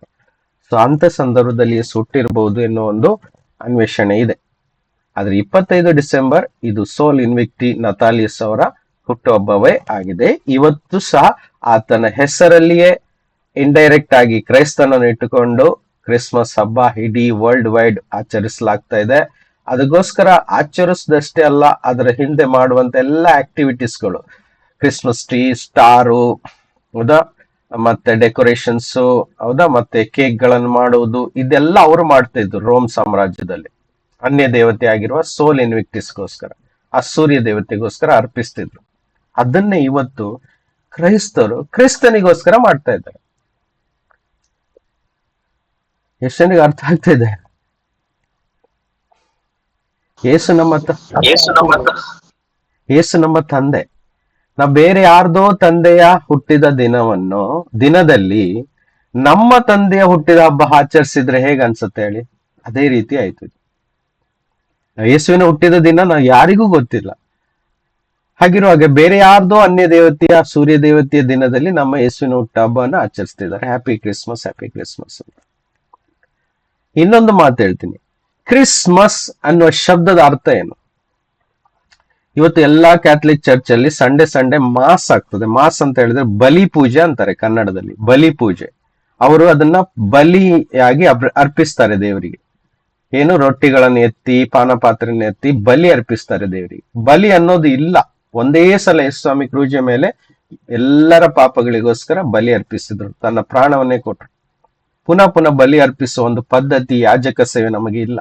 ಆದ್ರೆ ಕಥೋಲಿಕ ಸಭೆಯಲ್ಲಿ ಯಾಜಕರುಗಳು ಯಾಜಕ ಸೇವೆ ಮಾಡ್ತಾರೆ. ಅದು ಯಾವ ರೀತಿಯಲ್ಲಿ? ಬಲಿ ಪೂಜೆಯನ್ನು ಅರ್ಪಿಸುವ ರೀತಿಯಲ್ಲಿ. ಹಾಗಾದ್ರೆ ಬಲಿ ಪೂಜೆ ಅನ್ನೋದು ಮಾಸ್ ಅಂತ ಇಂಗ್ಲಿಷ್ ಅಲ್ಲಿ ಹೇಳ್ತಾರೆ. ಮಾಸ್ 1 ತಾಸು 1.5 ತಾಸು ಇರ್ತದೆ. ಅದರಲ್ಲಿ ಅವರ ಪುಸ್ತಕ ಇರ್ತದೆ, ಅದರಲ್ಲಿ ಬರೆದಿದ್ದನ್ನು ಓದ್ಕೊಳ್ತಾ ಹೋಗ್ತಾರೆ. ಅದೇ ಮಾಸ್, ಹೋಲಿ ಮಾಸ್ ಅಂತಾರೆ ಅವರು. ಸೊ ಅದೇ ಮಾಸ್, ಕ್ರಿಸ್ತನಿಗೆ ಅರ್ಪಿಸಲ್ಪಟ್ಟ ಮಾಸ್, ಕ್ರೈಸ್ಟ್ ಮಾಸ್. ಅರ್ಥ ಆಗ್ತಿದ್ಯಾ? ಕ್ರಿಸ್ತನಿಗೆ ಒಪ್ಪಿಸುವಂತ ಮಾಸ್, ಬಲಿ ಪೂಜೆ, ಅದೇ ಕ್ರಿಸ್ಟ್ ಮಾಸ್ ಅಂತ ಹೇಳ್ತಾರೆ. ನೋಡಿ, ಆ ಶಬ್ದದಲ್ಲೇ ಅಡಗಿದೆ ಏನೋ ಒಂಥರ. ಕ್ರಿಸ್ತನಿಗೆ ಮಾಸ್ ಕೊಡ್ಲಿಕ್ಕಾಗತ್ತಾ? ನಾವು ಬಲಿಪೂಜೆ ಅರ್ಪಿಸ್ಲಿಕ್ಕಾಗತ್ತಾ? ಇಲ್ಲ. ಆತನಿಗೆ ಕೊಡುವಂಥದ್ದು ಆರಾಧನೆ ಮತ್ತು ಪ್ರೀತಿ ಮಾತ್ರ. ನಿಜವಾಗಿ ಆತನನ್ನು ಪ್ರೀತಿಸೋದು ಹೇಗೆ ಅವರೇ ಹೇಳ್ಕೊಟ್ಟಿದ್ದಾರೆ. ನನ್ನ ಆಜ್ಞೆಗಳನ್ನು ಯಾರು ಕೈಗೊಂಡು ನಡೆಯುತ್ತಾರೆ ಅವರೇ ನನ್ನನ್ನು ನಿಜವಾಗಿ ಪ್ರೀತಿಸ್ತಾರೆ ಅಂತ ಯೋಹಾನ 14:15 ಹೇಳಿದ್ದಾರೆ. ನೋಡಿ, ಇದೆಲ್ಲ ಲೋಕ ಹುಟ್ಸಾಕಿದ್ದು, ರೋಮನ್ಸ್ನವ್ರು ಹುಟ್ಸಾಕಿದ್ದು, ಪ್ರತ್ಯೇಕವಾಗಿ ಪೋಪ್ ಸಾಮ್ರಾಜ್ಯ, ಅವ್ರು ಯಾರು, ಆಂಟಿ ಕ್ರೈಸ್ಟ್ ಅಥವಾ ಕ್ರಿಸ್ತ ವಿರೋಧಿಯ ಸಾಮ್ರಾಜ್ಯದವರೇ ಹುಟ್ಟಿಸಿ ಹಾಕಿದಂತ ಒಂದು ಕಟ್ಟಳೆ ಆಗಿದೆ. ಇದನ್ನು ನಂಬುವವರು ಅಷ್ಟೇ ಅಲ್ಲ, ಕೆಲವು ವಿಶ್ವಾಸಿಗಳು ನಂಬಲ್ಲ ಆದ್ರೆ ಆಚರಿಸ್ತಾರೆ. ಯಾವುದು, ಈ ಡೆಕೋರೇಷನ್ ಮಾಡಿ. ಹಾಗಾದ್ರೆ ಆಚರಿಸುವುದಂತ ಹೇಳಿದ್ರೆ ಕೈಗೊಂಡು ನಡೆಯುವುದು. ಕೈಗೊಂಡು ನಡೆಯುವುದಂತ ಹೇಳಿದ್ರೆ ಕೈ ಮೇಲೆ ಹಾಕಿದಂತ ಮುದ್ರೆ, ಗುರುತು, ಮಾರ್ಕ್ ಆಫ್ ದ ಬೀಸ್ಟ್, ಮೃಗದ ಗುರುತು ಇವತ್ತು ಎಲ್ಲಿದೆ? ಕ್ರಿಸ್ಮಸ್ ಅನ್ನು ಆ ಪೇಗನ್ ಸಿಸ್ಟಮ್ ಪ್ರಕಾರ ಅನ್ಯ ದೇವತೆಗೆ ಆಗಿನ ಕಾಲದ ಜನರು ಯಾವ ರೀತಿ ಆಚರಿಸ್ತಿದ್ರು ಸೂರ್ಯ ದೇವತೆಯನ್ನು, ಆ ರೀತಿಯಲ್ಲಿ ಇವತ್ತು ಸಹ ಡೆಕೋರೇಷನ್ ಗಳನ್ನು ಮಾಡಿ ವಿಶ್ವಾಸಿಗಳು ಕ್ರೈಸ್ತರೆನ್ನೋರು ಸಹ ಆಚರಿಸ್ತಾ ಇರೋದಾದ್ರೆ ಅದು ಇಂಡೈರೆಕ್ಟ್ ಆಗಿ ಯಾರಿಗೆ ಹೋಗ್ತಾ ಇದೆ ಮಹಿಮೆ? ಸೈತಾನನಿಗೆ.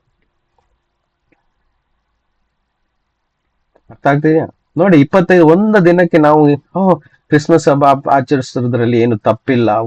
ಎಲ್ರಿಗೂ ಸುವಾರ್ತೆ ಕೊಡ್ಬೋದು, ಸುವಾರ್ತೆ ಕೊಡೋದ್ರಲ್ಲಿ ತಪ್ಪಿಲ್ಲ. ಆದ್ರೆ 360 ದಿನಗಳಲ್ಲಿ ನಮ್ಗೆ ಒಂದೇ ದಿನ ಸಿಗ್ತದ ಸುವಾರ್ತೆ ಸಾರ್ಲಿಕ್ಕೆ? ನಿಜವಾಗಿ ಹೇಳಿದ್ರೆ ಅವತ್ತು ಯಾರು ಕೇಳಲ್ಲ, ಎಲ್ಲರೂ ಎಂಜಾಯ್ ಮಾಡುವ ಮೂಮೆಂಟ್ ಅಲ್ಲಿ ಇರ್ತಾರೆ. ಹಬ್ಬದ ಮೂಮೆಂಟ್ ಅಲ್ಲಿ ಇರ್ತಾರೆ, ಸಡಗರದ ಮೂಮೆಂಟ್ ಅಲ್ಲಿ ಇರ್ತಾರೆ. ನಾವು ಈ ಲೋಕಕ್ಕೆ ತೋರಿಸುವುದು ಕ್ರಿಸ್ಮಸ್ ಅನ್ನಲ್ಲ, ಅದೇನೆಂಬುದೊಂದು ಮುಂದೆ ವಾಕ್ಯಗಳನ್ನು ತೋರಿಸ್ತೀವಿ. ಓಕೆ, ಮುಂದೆ ಹೋಗುವ. ಅರ್ಥ ಆಯ್ತಾ ಇಲ್ಲಿವರೆಗೆ ಎಲ್ಲರಿಗೂ?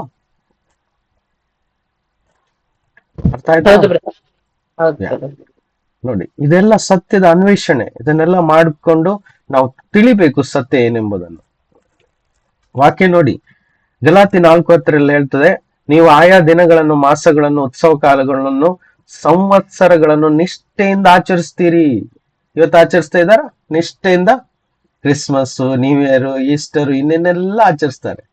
ನಾನು ಕಥೋಲಿಕ ಬಗ್ಗೆ ಹೇಳ್ತಾ ಇಲ್ಲ, ಪ್ರೊಟೆಸ್ಟೆಂಟ್ ಕ್ರಿಶ್ಚಿಯನ್ ಬಗ್ಗೆ ಹೇಳ್ತಾ ಇದ್ದೀನಿ, ಬೈಬಲ್ ನಂಬುವಂತ ವಿಶ್ವಾಸಿಗಳ ಬಗ್ಗೆ ಹೇಳ್ತಾ ಇದ್ದೀನಿ. ಕೇಕ್ ಕಟ್ ಮಾಡ್ತಾರೆ, ಡೆಕೋರೇಷನ್ ಮಾಡ್ತಾರೆ, ಜಿಂಗಲ್ ಬೆಲ್ ಕ್ಯಾರಲ್ಸ್ ಎಲ್ಲ ಹೇಳ್ತಾರೆ, ಮನೆಯಲ್ಲಿ ಸ್ಯಾಂಟಾ ಕ್ಲೋಸ್ಗೆ ವೆಲ್ಕಮ್ ಮಾಡ್ತಾರೆ. ನೋಡಿ, ಸ್ಯಾಂಟಾ ಕ್ಲೋಸ್ ಎನ್ನುವ ಕಾನ್ಸೆಪ್ಟ್ ಬೈಬಲ್ ಅಲ್ಲಿ ಇಲ್ಲ. ಇಲ್ಲಿಂದ ಹುಟ್ಕೊಂಡು ಬಂದಂತ ಕತೆ ಅದು. ಆ ಕತೆ ಒಳಗೆ ಸೈತಾನನಿದ್ದಾನೆ. ಇವತ್ತು ಯೇಸುವಿನ ಸ್ಥಾನವನ್ನು ಸ್ಯಾಂಟಾ ತೆಗೆದುಕೊಂಡಿದ್ದಾನೆ ಇಲ್ವಾ ಹೇಳಿ? ಕ್ರಿಸ್ಮಸ್ ಸಂದಗುಳ್ಳ ಎಲ್ಲರೂ ಟೊಪ್ಪಿ ಹಾಕೊಳ್ತಾರೆ, ಆ ರೆಡ್ ಬಟ್ಟೆ ಉಳ್ಳ ಸ್ಯಾಂಟನ ರೂಪವನ್ನು ಧರಿಸ್ಕೊಳ್ತಾರೆ, ಮರ ಡೆಕೋರೇಷನ್ ಹೊಂದ್ಕೊಳ್ತದೆ. ವಿಗ್ರಹ ಆರಾಧನೆ ಅದಲ್ಲ. ಸ್ಯಾಂಟಾ ಅನ್ನೋದು ವಿಗ್ರಹ ಆರಾಧನೆ.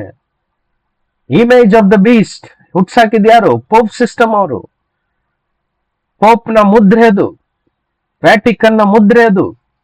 ಹೇಗೆ ನಾವು ಅದಕ್ಕೆ ಮಾನ ಕೊಡ್ಲಿಕ್ಕೆ ಸಾಧ್ಯ ಹೇಳಿ? ಅದಕ್ಕೆ ಪ್ರಕಟಣೆ 18:4 ಹೇಳ್ತದೆ, ಆ ವ್ಯಭಿಚಾರಿ ಸ್ತ್ರೀಯ ಜೊತೆ ಪಾಲ್ಗೊಳ್ಳದೆ ನೀನು ಹೊರಗೆ ಬಾ ಅಂತ ದೇವರು ಅಲ್ಲಿ ಎಚ್ಚರಿಕೆಯನ್ನು ಕೊಟ್ಟಿದ್ದಾರೆ. ಅದಕ್ಕೋಸ್ಕರ ನಿಮ್ಗೆ ಕಲಿಸ್ತಾ ಇದ್ದೇನೆ ಪ್ರಿಯರೇ. ನನ್ನ ಆತ್ಮದಲ್ಲಿ ಆಳದಲ್ಲಿ ಅದು ಹೋಗ್ತಿದೆ. ಇದು ಯಾವುದು ಸಹ ದೇವರಿಗೆ ಯಾವ ಸಂತೋಷವನ್ನು, ಮೆಚ್ಚುಗೆಯನ್ನು ತರಲ್ಲ. ಬದಲಿಗೆ ದೇವರಿಗೆ ಅಪಮಾನ ಮಾಡ್ತದೆ. ಯಾರೆಲ್ಲ ಡೆಕೋರೇಷನ್ ಮಾಡ್ತಾರೆ, ಕೇಕ್ ಕಟ್ ಮಾಡ್ತಾರೆ 25 ಡಿಸೆಂಬರಿಗೆ, ಯೇಸುವಿನ ಹೆಸರಿನಲ್ಲಿಯೇ ಮಾಡ್ತಾರೆ, ಸ್ಯಾಂಟಾ ಕ್ಲೋಸ್, ಕ್ಯಾರಲ್ ಸಾಂಗ್ಸ್, ಮನೆಯಲ್ಲಿ ಕರೆದವ್ರನ್ನ ಕುಣಿಸ್ತಾರೆ, ಇದು ಎಲ್ಲ ಮಾರ್ಕ್ ಆಫ್ ದ ಬೀಸ್ಟ್ ನ ಸಿಸ್ಟಮ್. ಅದು ದೇವರಿಗೆ ಅಪಮಾನ. ಅದು ನಿಜವಾಗಿ 25 ಡಿಸೆಂಬರಿಗೆ ನಾವೆಲ್ಲ ಉಪವಾಸ ಇದ್ದು ಲೋಕಗೋಸ್ಕರ ಪ್ರಾರ್ಥನೆ ಮಾಡಬೇಕು. ಅತಿ ಹೆಚ್ಚು ಪಾಪ ಆಗ್ತಾ ಇದೆ ಆ ದಿನ.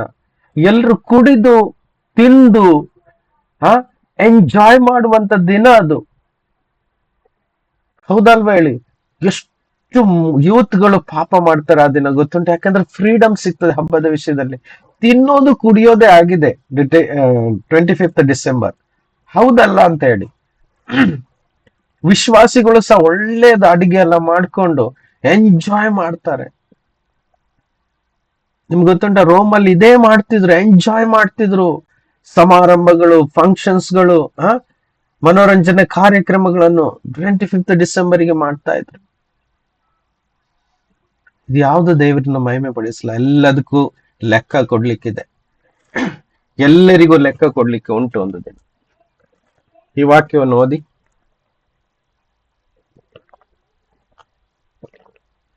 ಓದಿ ವಾಕ್ಯ. ನಾನು ನಿಮಗೋಸ್ಕರ ಪ್ರಯಾಸ ಪಟ್ಟದ್ದು ನಿಷ್ಫಲವಾಯಿತೋ ಏನೋ ಎಂದು ನಿಮ್ಮ ವಿಷಯದಲ್ಲಿ ಭಯಪಡುತ್ತೇನೆ. ಪೌಲನು ಎಲ್ಲ ಹೇಳ್ತಾನೆ ನೋಡಿ. ಆಯಾ ದಿನಗಳನ್ನು, ತಿಂಗಳುಗಳನ್ನು, ಉತ್ಸವ ಕಾಲ, ಸೆಲೆಬ್ರೇಷನ್ ನೋಡಿ, ಉತ್ಸವ ಕಾಲ, ಹಬ್ಬಗಳನ್ನು, ಸಂವತ್ಸರ ಅಂದ್ರೆ ಹಬ್ಬಗಳನ್ನು ನಿಷ್ಠೆಯಿಂದ ನೀವು ಆಚರಿಸ್ತೀರಿ. ಯಾವ ಹಬ್ಬ ಸಂವತ್ಸರ ಇಲ್ಲ ಹೊಸ ಒಡಂಬಡಿಕೆಯಲ್ಲಿ. ದೇವರು ಕೊಟ್ಟಂತ ಅತಿ ಪ್ರಮುಖವಾದ 7 ಹಬ್ಬಗಳನ್ನು ಯೇಸು ಸ್ವಾಮಿ ಶಿಲುಬೆ ಮೇಲೆ ತೀರಿಸಿಬಿಟ್ರು. ಅದೇ ಇಲ್ಲದ ಹಾಗೆ ಮಾಡಿದ ಮೇಲೆ ಅತಿ ಶ್ರೇಷ್ಠ ಹಬ್ಬಗಳಾಗಿತ್ತು ಪಸ್ಕ ಹಬ್ಬ ಹಿಡಿದು, ಅದನ್ನೇ ಇಲ್ಲದ ಹಾಗೆ ಮಾಡಿದ್ರು ನಮ್ಗೆ. ಹಾಗಿರುವಾಗ ಇವತ್ತು ಕ್ರಿಸ್ಮಸ್ ಅನ್ನು ಬೇರೆ ಒಂದು ರೀತಿಯಲ್ಲಿ ಕ್ರಿಸ್ತನ ಹೆಸರಿನಲ್ಲಿ ಕ್ರಿಸ್ತ ವಿರೋಧಿಯ ಹಬ್ಬವನ್ನು ಹುಟ್ಟಿಸಿ ಹಾಕಿದ. ಅರ್ಥ ಆಗ್ತಾ ಇದೆಯಾ? ಇದು ಕ್ರಿಸ್ತ ವಿರೋಧಿಯ ಕೆಲಸ. ಅದಕ್ಕೆ ಪೌಲ ಹೇಳ್ತೇನೆ, ನಾನು ನಿಮ್ಗೋಸ್ಕರ ಎಷ್ಟು ಪ್ರಯತ್ನ ಪಟ್ಟೆ, ನಿಮ್ಗೆ ಸತ್ಯ ಹೇಳ್ಕೊಟ್ಟೆ, ಆದ್ರೂ ಸಹ ನೀವು ಅದನ್ನ ಅನುಸರಿಸಲಿಲ್ಲ. ಇದು ನಿಷ್ಫಲವಾಯ್ತು ನನ್ನ ಕೆಲಸ, ಭವಿಷ್ಯದಲ್ಲಿ ನಾನು ಹೆದರುತ್ತೇನೆ ಅಂತ ಹೇಳ್ತಾ ಇದ್ದಾನೆ. Price the lord. ಕೊಲೋಸೆ 2:15 ನೋಡ್ಬೋದು, ಆತನು ದೊರೆತನಗಳನ್ನು, ಅಧಿಕಾರಗಳನ್ನು ನಿರಾಯುಧರನ್ನಾಗಿ ಮಾಡಿ ಜಯೋತ್ಸವ ಮಾಡುತ್ತಾನೋ ಎಂಬಂತೆ ಶಿಲುಬೆ ಮೇಲೆ ಅವುಗಳನ್ನು ಜಯಿಸಲ್ಪಟ್ಟವನಾಗಿ ಮೆರೆಸುತ್ತಾ ತೋರಿಸಿದನು. ಏನನ್ನು ಜಯಿಸಲ್ಪಟ್ಟನು? ಕ್ರಿಸ್ತನು ಶಿಲುಬೆ ಮೇಲೆ ಅಧಿಕಾರಗಳನ್ನು, ದೊರೆತನಗಳನ್ನು ಅಂತ ಹೇಳಿದ್ರೆ ಸೈತಾನನ ಎಲ್ಲ ಶಕ್ತಿಗಳನ್ನು ಯೇಸು ಜಯಿಸಿದನು. ಅಷ್ಟೇ ಅಲ್ಲ, 16 ನೋಡಿ, ತಿಂದು ಕುಡಿಯುವ ವಿಷಯದಲ್ಲಿ, ಹಬ್ಬ, ಅಮಾವಾಸ್ಯ, ಸಬ್ಬತ್ತು ಎಂಬ ಎಲ್ಲಾ ವಿಷಯದಲ್ಲಿಯೂ ಸಹ ಯೇಸು ಸ್ವಾಮಿ ಜಯವನ್ನು ಹೊಂದಿ ನಮ್ಮನ್ನು ಯಾರೂ ಸಹ ದೋಷಿಗಳೆಂದು ಹೇಳಬಾರದೆಂದು ಆತನು ಜಯಿಸಿದನು. ಈ ಹಬ್ಬಗಳು ಹಳೆ ಒಡಂಬಡಿಕೆಯಲ್ಲಿ ಇದ್ದವಲ್ಲ ಹಬ್ಬಗಳು, ಯಾವುದೆಲ್ಲ ಇದೆ? ಪಾಸ್ ಓವರ್, ಪಸ್ಕದ ಹಬ್ಬ, ಪೆಂತೆಕೋಸ್ತೆ ಹಬ್ಬ, ತಂಬುಗಳ ಹಬ್ಬ, ತುತ್ತೂರಿಗಳ ಹಬ್ಬ, ಪ್ರಥಮ ಫಲದ ಹಬ್ಬ, ಇವೆಲ್ಲ ಹುಳಿ ಇಲ್ಲದ ರೊಟ್ಟಿ ಹಬ್ಬ, ಇವೆಲ್ಲ 7 ಹಬ್ಬಗಳು ಯೇಸುವೆ ಬರಬೇಕಾಗಿದ್ದ ಒಂದು ಛಾಯೆ ಆಗಿತ್ತು. ಯೇಸು ಬಂದಾಯ್ತು, ನಿಜ ಸ್ವರೂಪ ಕ್ರಿಸ್ತನೇ.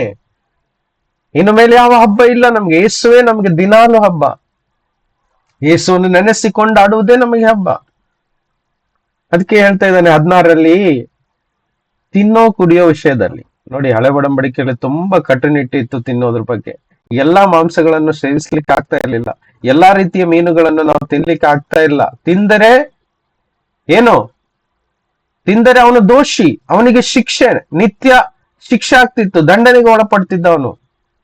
ಎಲ್ಲಾ ಮೀನುಗಳನ್ನು ಇವತ್ತು ನಾವು ತಿನ್ಬಹುದು, ಎಲ್ಲಾ ರೀತಿಯ ಮಾಂಸಗಳನ್ನು ತಿನ್ಬಹುದು, ನಮ್ಗೆ ಯಾವ್ದು ಇಷ್ಟ ಇದೆಯೋ ಅದೆಲ್ಲದರಿಂದ ಬಿಡುಗಡೆಗೊಳಿಸಿದ್ರು. ಅದೇ ರೀತಿ ಹಬ್ಬ, ಯಾವುದೇ ಹಬ್ಬ ನಮಗೆ ಇಲ್ಲ, ಅದ್ರ ಬಗ್ಗೆ ಯಾರು ನಿಮ್ಮನ್ನು ದೋಷಿಗಳನ್ನಾಗಿ ಮಾಡಬಾರ್ದು ಅಂತ ಪೌಲ ಹೇಳ್ತಾ ಇದ್ದಾನೆ.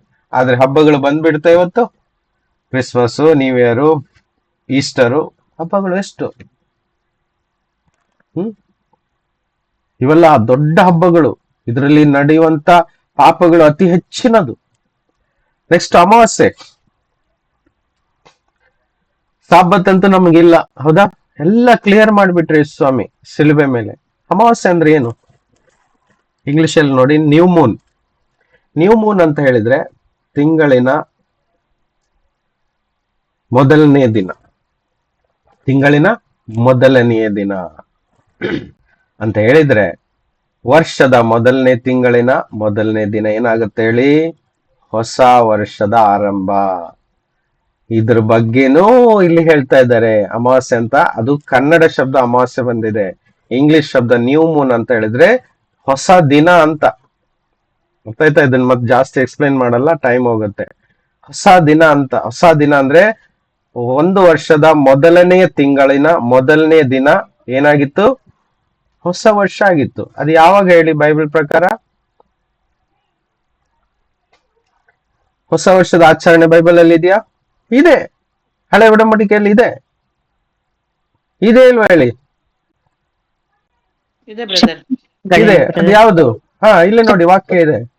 ವಿಮೋಚನೆ ಕಾಂಡ 12:7 ಹೇಳಿದ್ದಾರೆ, ಎಲ್ಲಾ ಮಾಸಗಳಲ್ಲಿ ಇದೇ ನಿಮಗೆ ಆದಿ ಮಾಸವಾಗಿರಬೇಕು. ವರ್ಷದ ಆದಿ ಮಾಸ ಯಾವುದು? ನಿಮಗೆ ಪ್ರತಿ ವರ್ಷದ ಮೊದಲನೆಯ ತಿಂಗಳಾಗಿರಬೇಕು. ಯಾವ್ದದು? 11ನೇ ವಾಕ್ಯ ನೋಡಿ, ವಿಮೋಚನ ಕಾಂಡ 12:11. ಆ ಭೋಜನವನ್ನು ಮಾಡಬೇಕಾದ ಕ್ರಮ ಹೇಗೆಂದರೆ, ನೀವು ನಡುವನ್ನು ಕಟ್ಟಿ ಕೆರವನ್ನು ಮೆಟ್ಟಿಕೊಂಡು ಕೋಲು ಹಿಡಿದು ತ್ವರೆಯಾಗಿ ಮಾಡಬೇಕು. ಇದು ಯೆಹೋವನಿಗೆ ಆಚರಿಸತಕ್ಕ ಪಸ್ಕ ಹಬ್ಬ. ಹಾಗಾದ್ರೆ ಪಸ್ಕ ಹಬ್ಬವೇ ವರ್ಷದ ಮೊದಲನೆಯ ಮಾಸದ ಹಬ್ಬ. ಸೊ ಪಸ್ಕವೇ ನ್ಯೂ ಇಯರ್ ಆಗಿತ್ತು ಅವರಿಗೆ. ಕ್ರಿಶ್ಚಿಯನ್ರಿಗೆ ಅರ್ಥ ಆಗ್ತಾ ಇದೆ. ಅದು ಯಾವ ತಿಂಗಳಲ್ಲಿ ಬರ್ತದೆ ಹೇಳಿ? ಪಸ್ಕ ಹಬ್ಬ ಮಾರ್ಚ್ ಮತ್ತು ಏಪ್ರಿಲ್ ಅಲ್ಲಿ, ಮಾರ್ಚ್ ಮತ್ತು ಏಪ್ರಿಲ್ ತಿಂಗಳ ಮಧ್ಯದಲ್ಲಿ ಬರ್ತದೆ. ಅಂದ್ರೆ ಪಸ್ಕ ಹಬ್ಬ 14ನೇ ದಿನ ಬರ್ತದೆ. ಪಸ್ಕ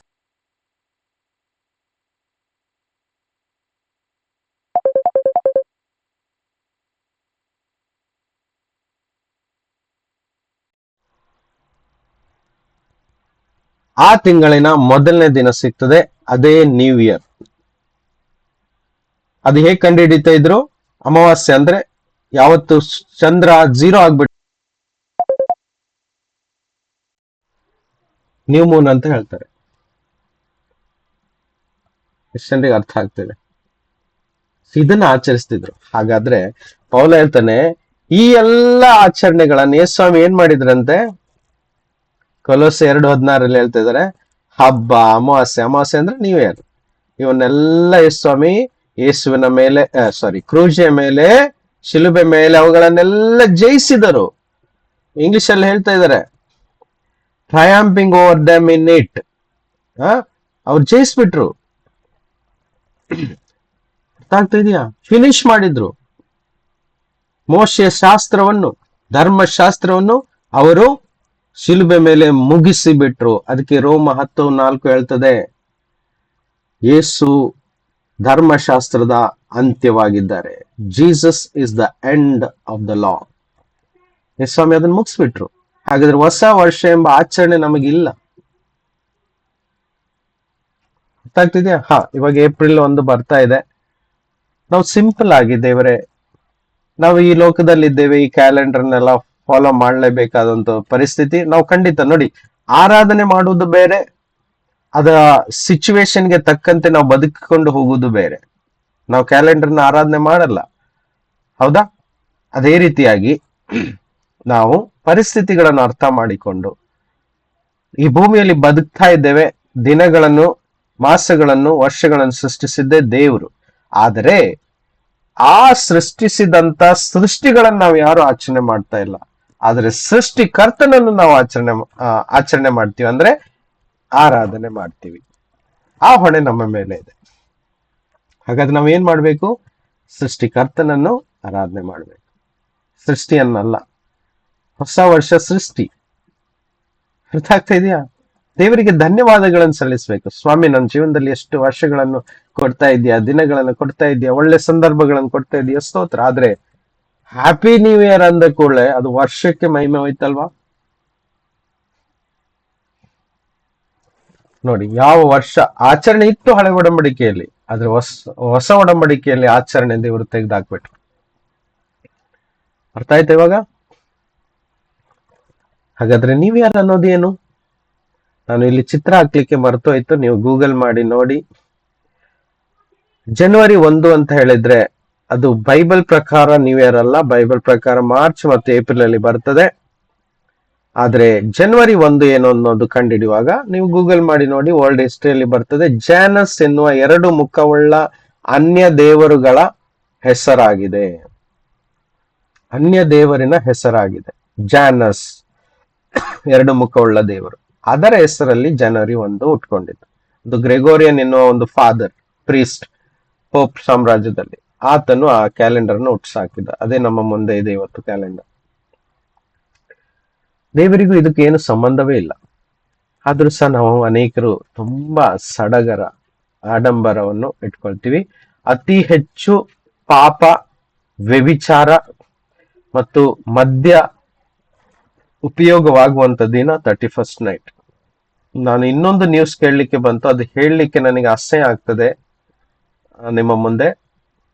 ವ್ಯಭಿಚಾರಕ್ಕೆ ಉಪಯೋಗಿಸುವಂತ ವಸ್ತುಗಳಿದಾವೆ ನೋಡಿ, ಮದ್ಯಪಾನಕ್ಕಿಂತ ಅದು ಹೆಚ್ಚು ಸೇಲ್ ಆಗಿದೆ ಅಂತೆ. ನೀವು ಗೂಗಲ್ ಮಾಡಿ ನೋಡಿ, ನಿಮ್ಗೆ ಅರ್ಥ ಆಗಿರ್ಬೇಕು.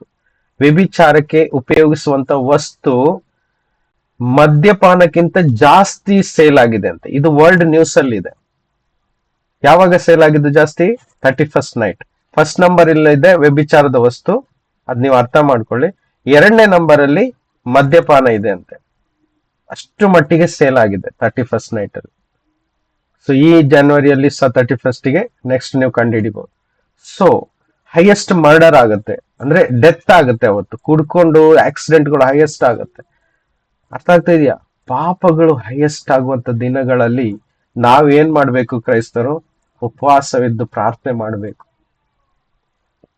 ಜನರ ರಕ್ಷಣೆಗಾಗಿ, ಆತ್ಮಗಳ ರಕ್ಷಣೆಗಾಗಿ, ಅವರು ನಿನ್ನ ರಾಜ್ಯದಲ್ಲಿ ಬರ್ಬೇಕಪ್ಪ ಅಂತ ಸ್ವಲ್ಪ ಹೊತ್ತಾದ್ರೂ ಪ್ರಾರ್ಥನೆ ಮಾಡ್ಬೇಕು. ನಾವೇನ್ ಮಾಡ್ತಾ ಇದ್ದೀವಿ? ಅನೇಕ ವಿಶ್ವಾಸಿಗಳು ಏನ್ ಮಾಡ್ತಾ ಇದಾರೆ? ಅವ್ರ ಜೊತೆ ಸೇರ್ಕೊಂಡು, ಅವ್ರ ಜೊತೆ ಇರಲ್ಲ ಅಷ್ಟೇ, ಬೇರೆ ಒಂದು ಸ್ಥಳದಲ್ಲಿ ನೀವೇರನ್ನ ಹೇಳ್ಕೊಂಡು ಕೇಕ್ ಕಟ್ ಮಾಡ್ಕೊಂತ ದೇವರಿಗೆ ಸ್ವಲ್ಪ ಹಾಡುಗಳನ್ನು ಹಾಡಿ, ಸ್ವಲ್ಪ ವಾಕ್ಯ ಹೇಳಿ, ವಾಗ್ದಾನದ ವಾಕ್ಯಗಳನ್ನು ಇಟ್ಕೊಂಡು, ಆಮೇಲೆ ಅದೇ ಏನು ಅಡುಗೆ ಭೋಜನ ಎಲ್ಲ ಮಾಡಿಕೊಂಡು ಅದರಲ್ಲಿ ಗಮ್ಮತ್ತು. ಅರ್ಥ ಆಗ್ತಾ ಇದೆಯಾ? So it's dangerous, be careful. Next ಹುಟ್ಟುಹಬ್ಬ. ಇದು ಸಹ ಫುಲ್ ಟ್ರೆಂಡ್ ಆಗಿದೆ. ನಾನು ಯಾರಿಗೂ ವಿರೋಧ ಮಾಡಿ ಹೇಳ್ತಾ ಇಲ್ಲ ಹುಟ್ಟುಹಬ್ಬ ಆಚರಿಸಬೇಡಿ ಅಂತ.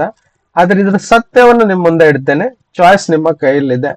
ನೀವು ಅದನ್ನ ಯಾವ ರೀತಿ ಫಾಲೋ ಮಾಡ್ತಿರೋ ಇಟ್ಸ್ ಅಪ್ ಟು ಯು. ವಾಕ್ಯ ಪ್ರಸಂಗಿ 7:1. ಸುಗಂಧ ತೈಲಕ್ಕಿಂತ ಒಳ್ಳೆ ಹೆಸರು ಉತ್ತಮ. ಇಂಗ್ಲಿಷ್ ಅಲ್ಲಿ ನೋಡಿ, a good name is better than precious ointment and the day of death than the day of one's birth.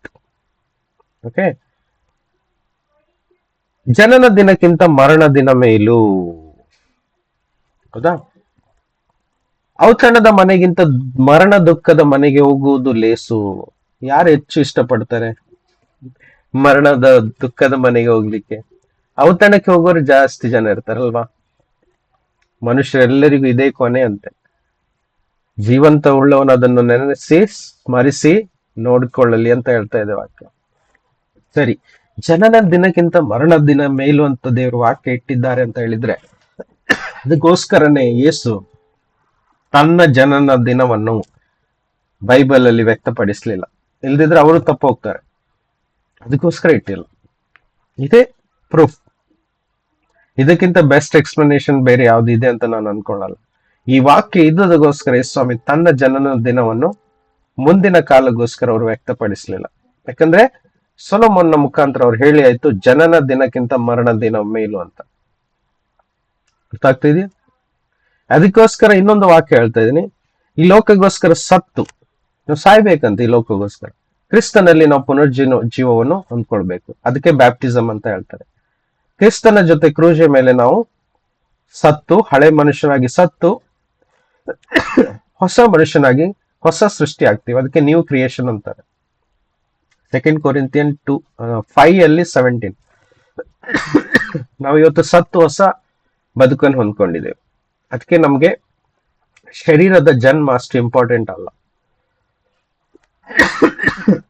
Bible ಅನ್ನು ಸ್ವಲ್ಪ ನಾವು ಅನ್ವೇಷಣೆ ಮಾಡಿದ್ರೆ 2 ಕಡೆ ಹುಟ್ಟಿದ ಹಬ್ಬದ ಉಲ್ಲೇಖಗಳಿದ್ದಾವೆ. ಹೌದಾ? ಆ 2 ಕಡೆಯಲ್ಲಿ ನೋಡುವುದಾದ್ರೆ, ಹಳೆ ಒಡಂಬಡಿಕೆಯಲ್ಲಿ ಫರೋವನ ಜನ್ಮದಿನ ಆದಿಕಾಂಡ 40 ನೋಡ್ಬೋದು. ಆ ದಿನ ಫರೋ ಯಾರು? ಅವನು ದೇವರ ಮನುಷ್ಯನಲ್ಲ, ಅವನು ದೇವರ ವಿರೋಧಿ, ಕೆಟ್ಟ ವ್ಯಕ್ತಿ. ಅವನ ಹುಟ್ಟುಹಬ್ಬ ಅಲ್ಲಿ ಆಚರಿಸ್ತಾರೆ. ಆ ದಿನ ಒಬ್ಬ ಅಡುಗೆಗಾರನನ್ನು ಗಲ್ಲಿಗೇರಿಸ್ತಾರೆ, ಕೊಲೆ. ಅದೇ ರೀತಿ ಹೊಸ ಒಡಂಬಡಿಕೆಯಲ್ಲಿ ಒಂದು ಇನ್ಸಿಡೆನ್ಸ್ ಇದೆ, ಮತ್ತಾಯ 14:6.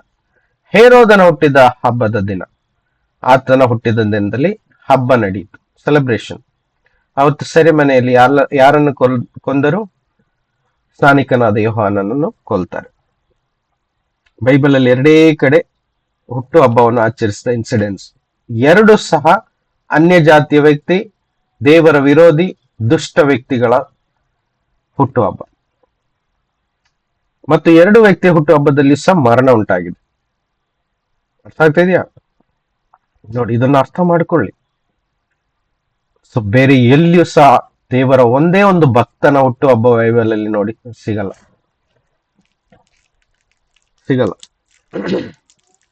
ಒಂದೇ ಒಂದು ದೇವರ ಭಕ್ತನ ಹುಟ್ಟುಹಬ್ಬನ ಇದೆಯಾ ನೋಡಿ, ಇಲ್ಲ. ದಟ್ ಮೀನ್ಸ್ ಈ ಹುಟ್ಟುಹಬ್ಬ ಹುಟ್ಕೊಂಡಿದ್ದು ಎಲ್ಲೋ ಒಂದ್ ಕಡೆ ಈಜಿಪ್ಟ್ ನಲ್ಲಿ ಹುಟ್ಕೊಂಡಿದ್ದು. ಈಜಿಪ್ಟ್ ನಲ್ಲಿ ಹುಟ್ಟುಹಬ್ಬ ಹುಟ್ಕೊಂಡಿದ್ದು, ಅವರ ಅನ್ಯ ದೇವರುಗಳ ಹುಟ್ಟುಹಬ್ಬಗಳನ್ನು ಅವರು ಆಘೋಷ ಮಾಡ್ತಿದ್ರು. ಆಮೇಲೆ ಗ್ರೀಸ್ ಅಲ್ಲಿ ಅದು ಡೆವಲಪ್ ಆಯ್ತು, ಆಮೇಲೆ ರೋಮ್ ಅಲ್ಲಿ ಬಂತು. ಆನಂತರ ಹಗುರವಾಗಿ ಪರ್ಸನಲ್ ಹುಟ್ಟುಹಬ್ಬಗಳನ್ನ ಆಚರಿಸಲಿಕ್ಕೆ ಸ್ಟಾರ್ಟ್ ಮಾಡು. ಇದೆಲ್ಲ ಇದೆ ಡೀಟೇಲ್ಸ್ ಅಲ್ಲಿ ಇತಿಹಾಸದಲ್ಲಿ. ಇವತ್ತದು ಫುಲ್ ಟ್ರೆಂಡ್ ಅಲ್ಲಿ ಇದೆ ನೋಡಿ. ಪ್ರಶ್ನೆ ಹುಟ್ಟುಹಬ್ಬಗಳಲ್ಲಿ ಏನ್ ತಪ್ಪಾಗಿದೆ ಎಂಬುದಲ್ಲ. ಪ್ರಶ್ನೆ ಬೈಬಲ್ ನಲ್ಲಿ ಅವು ದೇವರ ಜನರ ಅಂದ್ರೆ ನೀತಿವಂತನಾದ ಭಕ್ತರ ಜೀವಿತದಲ್ಲಿ ಇದೆಯಾ ಅನ್ನೋದನ್ನ ನಾವು ಕಂಡುಹಿಡಿಬೇಕು. ಬೈಬಲ್ ಅನ್ನು ನೋಡುವಾಗ ಯಾವುದೇ ಒಂದು ಭಕ್ತನ ಜೀವನದಲ್ಲಿ ಹುಟ್ಟುಹಬ್ಬ ಇಲ್ಲ, ಆದ್ರೆ ದುಷ್ಟ ವ್ಯಕ್ತಿಗಳ ಜೀವನದಲ್ಲಿ ಇದೆ. ಯಾಕೆ ಅಂತ ನಾವು ನೋಡ್ಲೇಬೇಕಲ್ವಾ? ಯಾಕಂತ ಹೇಳಿದ್ರೆ ದೇವರ ಇಚ್ಛೆ ಇದಾಗಿದೆ, ಹುಟ್ಟುಹಬ್ಬ ಎನ್ನುವುದು ಆಚರಿಸಬಾರ್ದು. ಅದು ಅನ್ಯ ದೇವರ ಮತ್ತು ಅನ್ಯ ಜಾತಿಗಳ ಹಬ್ಬಗಳಾಗಿವೆ. ಶಾಕ್ ಆಗ್ತದಲ್ವಾ? ಯಾಕಂದ್ರೆ ನಮ್ಮ ಮಕ್ಕಳಿಗೆಲ್ಲ ಹುಟ್ಟುಹಬ್ಬ ಆಚರಿಸುವ ಒಂದು ಟ್ರೆಂಡ್. ಆ ದಿನ ಬಂದಾಗ ಆ ವ್ಯಕ್ತಿಗೆ ಏನೋ ಒಂಥರ ಖುಷಿ. ನನ್ನ ಹುಟ್ಟುಹಬ್ಬ ನನಗೆ ಯಾರು ವಿಶ್ ಮಾಡ್ತಾರೋ ಇಲ್ವೋ, ನನ್ನ ಇಷ್ಟ ಅದು, ನನ್ನನ್ನೆಲ್ಲ ವಿಶ್ ಮಾಡ್ಬೇಕು, ಗಿಫ್ಟ್ ತಂದು ಕೊಡ್ಬೇಕು, ಸೆಲೆಬ್ರೇಷನ್ ಮಾಡ್ಬೇಕು, ಅಡಿಗೆ ಮಾಡ್ಬೇಕು ಅಂತ. ಯಾರು ತಪ್ಪಾಗಿ ತಿಳ್ಕೊಬೇಡಿ, ಇರೋ ಸತ್ಯ ನಾನು ಹೇಳ್ತಾ ಇದ್ದೀನಿ. ದೇವರ ವಾಕ್ಯದ ಪ್ರಕಾರ ಇದೆಯಾ? ಇಲ್ಲ. ಇದು ಲೋಕ, ಇದೆಲ್ಲ ಲೋಕದಿಂದ ಬಂದದ್ದು. ಹೌದಾ? Self promotion, self love, self worth. ನಾನು ಹುಟ್ಟುಹಬ್ಬ ಆಚರಿಸಿದ ದೇವರಿಗೆ ಮಹಿಮೆ ಸಿಗ್ತದ ಇಲ್ಲ ನಾನು ತಿಳ್ಕೊಳ್ಬೇಕು. ಯಾರಿಗ್ ಮಹಿಮೆ ಸಿಗ್ತದೆ? ಸ್ವಯಂ ಮಹಿಮೆ ಸಿಗ್ತಲ್ಲ. ಇದು ದೇವರ ವಾಕ್ಯಕ್ಕೆ ಸಪೋರ್ಟ್ ಮಾಡ್ತದ ಇಲ್ಲ ಅಂತ ನೋಡ್ಬೇಕು. ಅರ್ಥ ಆಗ್ತಿದ್ಯಾ? ಹುಟ್ಟು ಹಬ್ಬ ಆಚರಿಸುವಾಗ ಆ ಹುಟ್ಟು ಹಬ್ಬದ ವ್ಯಕ್ತಿ ಇದನ್ನಲ್ಲ, ಆ ದಿನ ಹುಟ್ಟಿದಂತ ವ್ಯಕ್ತಿಗೆ ಜಾಸ್ತಿ ಗೌರವ ಸಿಗ್ತದೆ, ಜಾಸ್ತಿ ಅಟೆನ್ಷನ್ ಸಿಗ್ತದೆ. ದೇವರ ಪ್ರತಿ ಸ್ವರೂಪದಲ್ಲಿ ಸೃಷ್ಟಿಸಿದಂತ ಮನುಷ್ಯನು ಪೂರ್ಣ ಮಹಿಮೆಯನ್ನು ಹೊಂದ್ಕೊಳ್ತಾನೆ. ಅದಕ್ಕೆ ಆ ವ್ಯಕ್ತಿಗೆ ಹ್ಯಾಪಿ ಬರ್ತ್ಡೇ ಟು ಯು ಅಂತ ಹೇಳ್ತಾರೆ. To you, not to your God, not to your creator, but to you is glory. ಅರ್ಥ ಆಗ್ತಿದ್ಯಾ? ಸೆಲೆಬ್ರೇಷನ್. ಚಿಕ್ಕ ಪ್ರಾರ್ಥನೆ ಮಾಡ್ತಾರೆ ಬಸ್, ಬಾಕಿ ಎಲ್ಲ ವ್ಯಕ್ತಿ ತಗೊಳ್ತಾನೆ ಗೌರವ. ನೋಡಿ, ಬೈಬಲ್ ಅಲ್ಲಿ ಸೆಲೆಬ್ರೇಷನ್ ಅನ್ನೋದು ಇರೋದಾದ್ರೆ ಒಂದಕ್ಕೆ ಯೇಸು ಸ್ವಾಮಿ ಗೌರವ ಕೊಟ್ಟಿದ್ದು, ಅದು ಮದುವೆಗೆ ಸ್ವತಃ ಅವರು ಅಟೆಂಡ್ ಮಾಡಿದ್ದಾರೆ. ಅದಕ್ಕೊಂದು ಫುಲ್ ಗೌರವ ಇದೆ. ಅದು ದೇವರ ಚಿತ್ತ. ಆದಿಯಲ್ಲಿ ದೇವರು ಮನುಷ್ಯನನ್ನು ಗಂಡು ಹೆಣ್ಣಾಗಿ ಸೃಷ್ಟಿಸಿದ್ದು ಮದುವೆ. ಅದನ್ನು ಬಿಟ್ಟು ಬೇರೆ ಯಾವ ಸೆಲೆಬ್ರೇಷನ್ ಅಲ್ಲಿ ಯೇಸು ಸ್ವಾಮಿ ಭಾಗವಹಿಸಲಿಲ್ಲ. ಎನಿವೆ, ವಾಕ್ಯ ನೋಡುವ. ಲೂಕ 9:23 ಈ ರೀತಿಯಾಗಿ ಹೇಳ್ತದೆ, ಇದಲ್ಲದೆ ಆತನು ಎಲ್ಲರಿಗೂ ಹೇಳಿದ್ದೇನೆಂದರೆ, ಯಾವನಿಗಾದರೂ ನನ್ನ ಹಿಂದೆ ಬರುವುದಕ್ಕೆ ಮನಸ್ಸಿದ್ದರೆ ಅವನು ತನ್ನನ್ನು ನಿರಾಕರಿಸಿ ತನ್ನ ಶಿಲುಬೆಯನ್ನು ದಿನಾಲು ಹೊತ್ತುಕೊಂಡು ನನ್ನ ಹಿಂದೆ ಬರಲಿ. ಯಾರಿದ್ದಾರೆ ಇವತ್ತು ಹೇಳಿ? ತನ್ನನ್ನೇ ನಿರಾಕರಿಸಿಕೊಂಡು ಯೇಸುವಿನ ಶಿಲುಬೆ ಅಂತ ಹೇಳಿದ್ರೆ ಯೇಸುಗೋಸ್ಕರ ಕಷ್ಟ ಪಡ್ಲಿಕ್ಕೆ ಎಷ್ಟು ಜನ ಇದ್ದಾರೆ? ಯೇಸುವಿನ ಹಿಂದೆ ಎಷ್ಟು ಜನ ನಡೀತಾ ಇದ್ದಾರೆ? ಬರ್ಡೇ ಸೆಲೆಬ್ರೇಟ್ ಮಾಡದೇ ಇದ್ರೆ, ವಿಶ್ ಮಾಡದೇ ಇದ್ರೆ ಸಿಟ್ ಮಾಡ್ಕೊಳ್ತಾರೆ ಅಲ್ವಾ? ಆದ್ರೆ ತನ್ನನ್ನೇ ನಿರಾಕರಿಸಿಕೊಂಡು ತನ್ನನ್ನೇ ಚಿಕ್ಕವನಾಗಿ ಮಾಡಿಕೊಂಡು ಯೇಸುಗೋಸ್ಕರ ಆತನ ನಾಮವನ್ನು ಎತ್ತಿ ಹೇಳುತ್ತಾ ಮುಂದೆ ಹೋಗೋರು ಎಷ್ಟು ಜನ ಇದ್ದಾರೆ?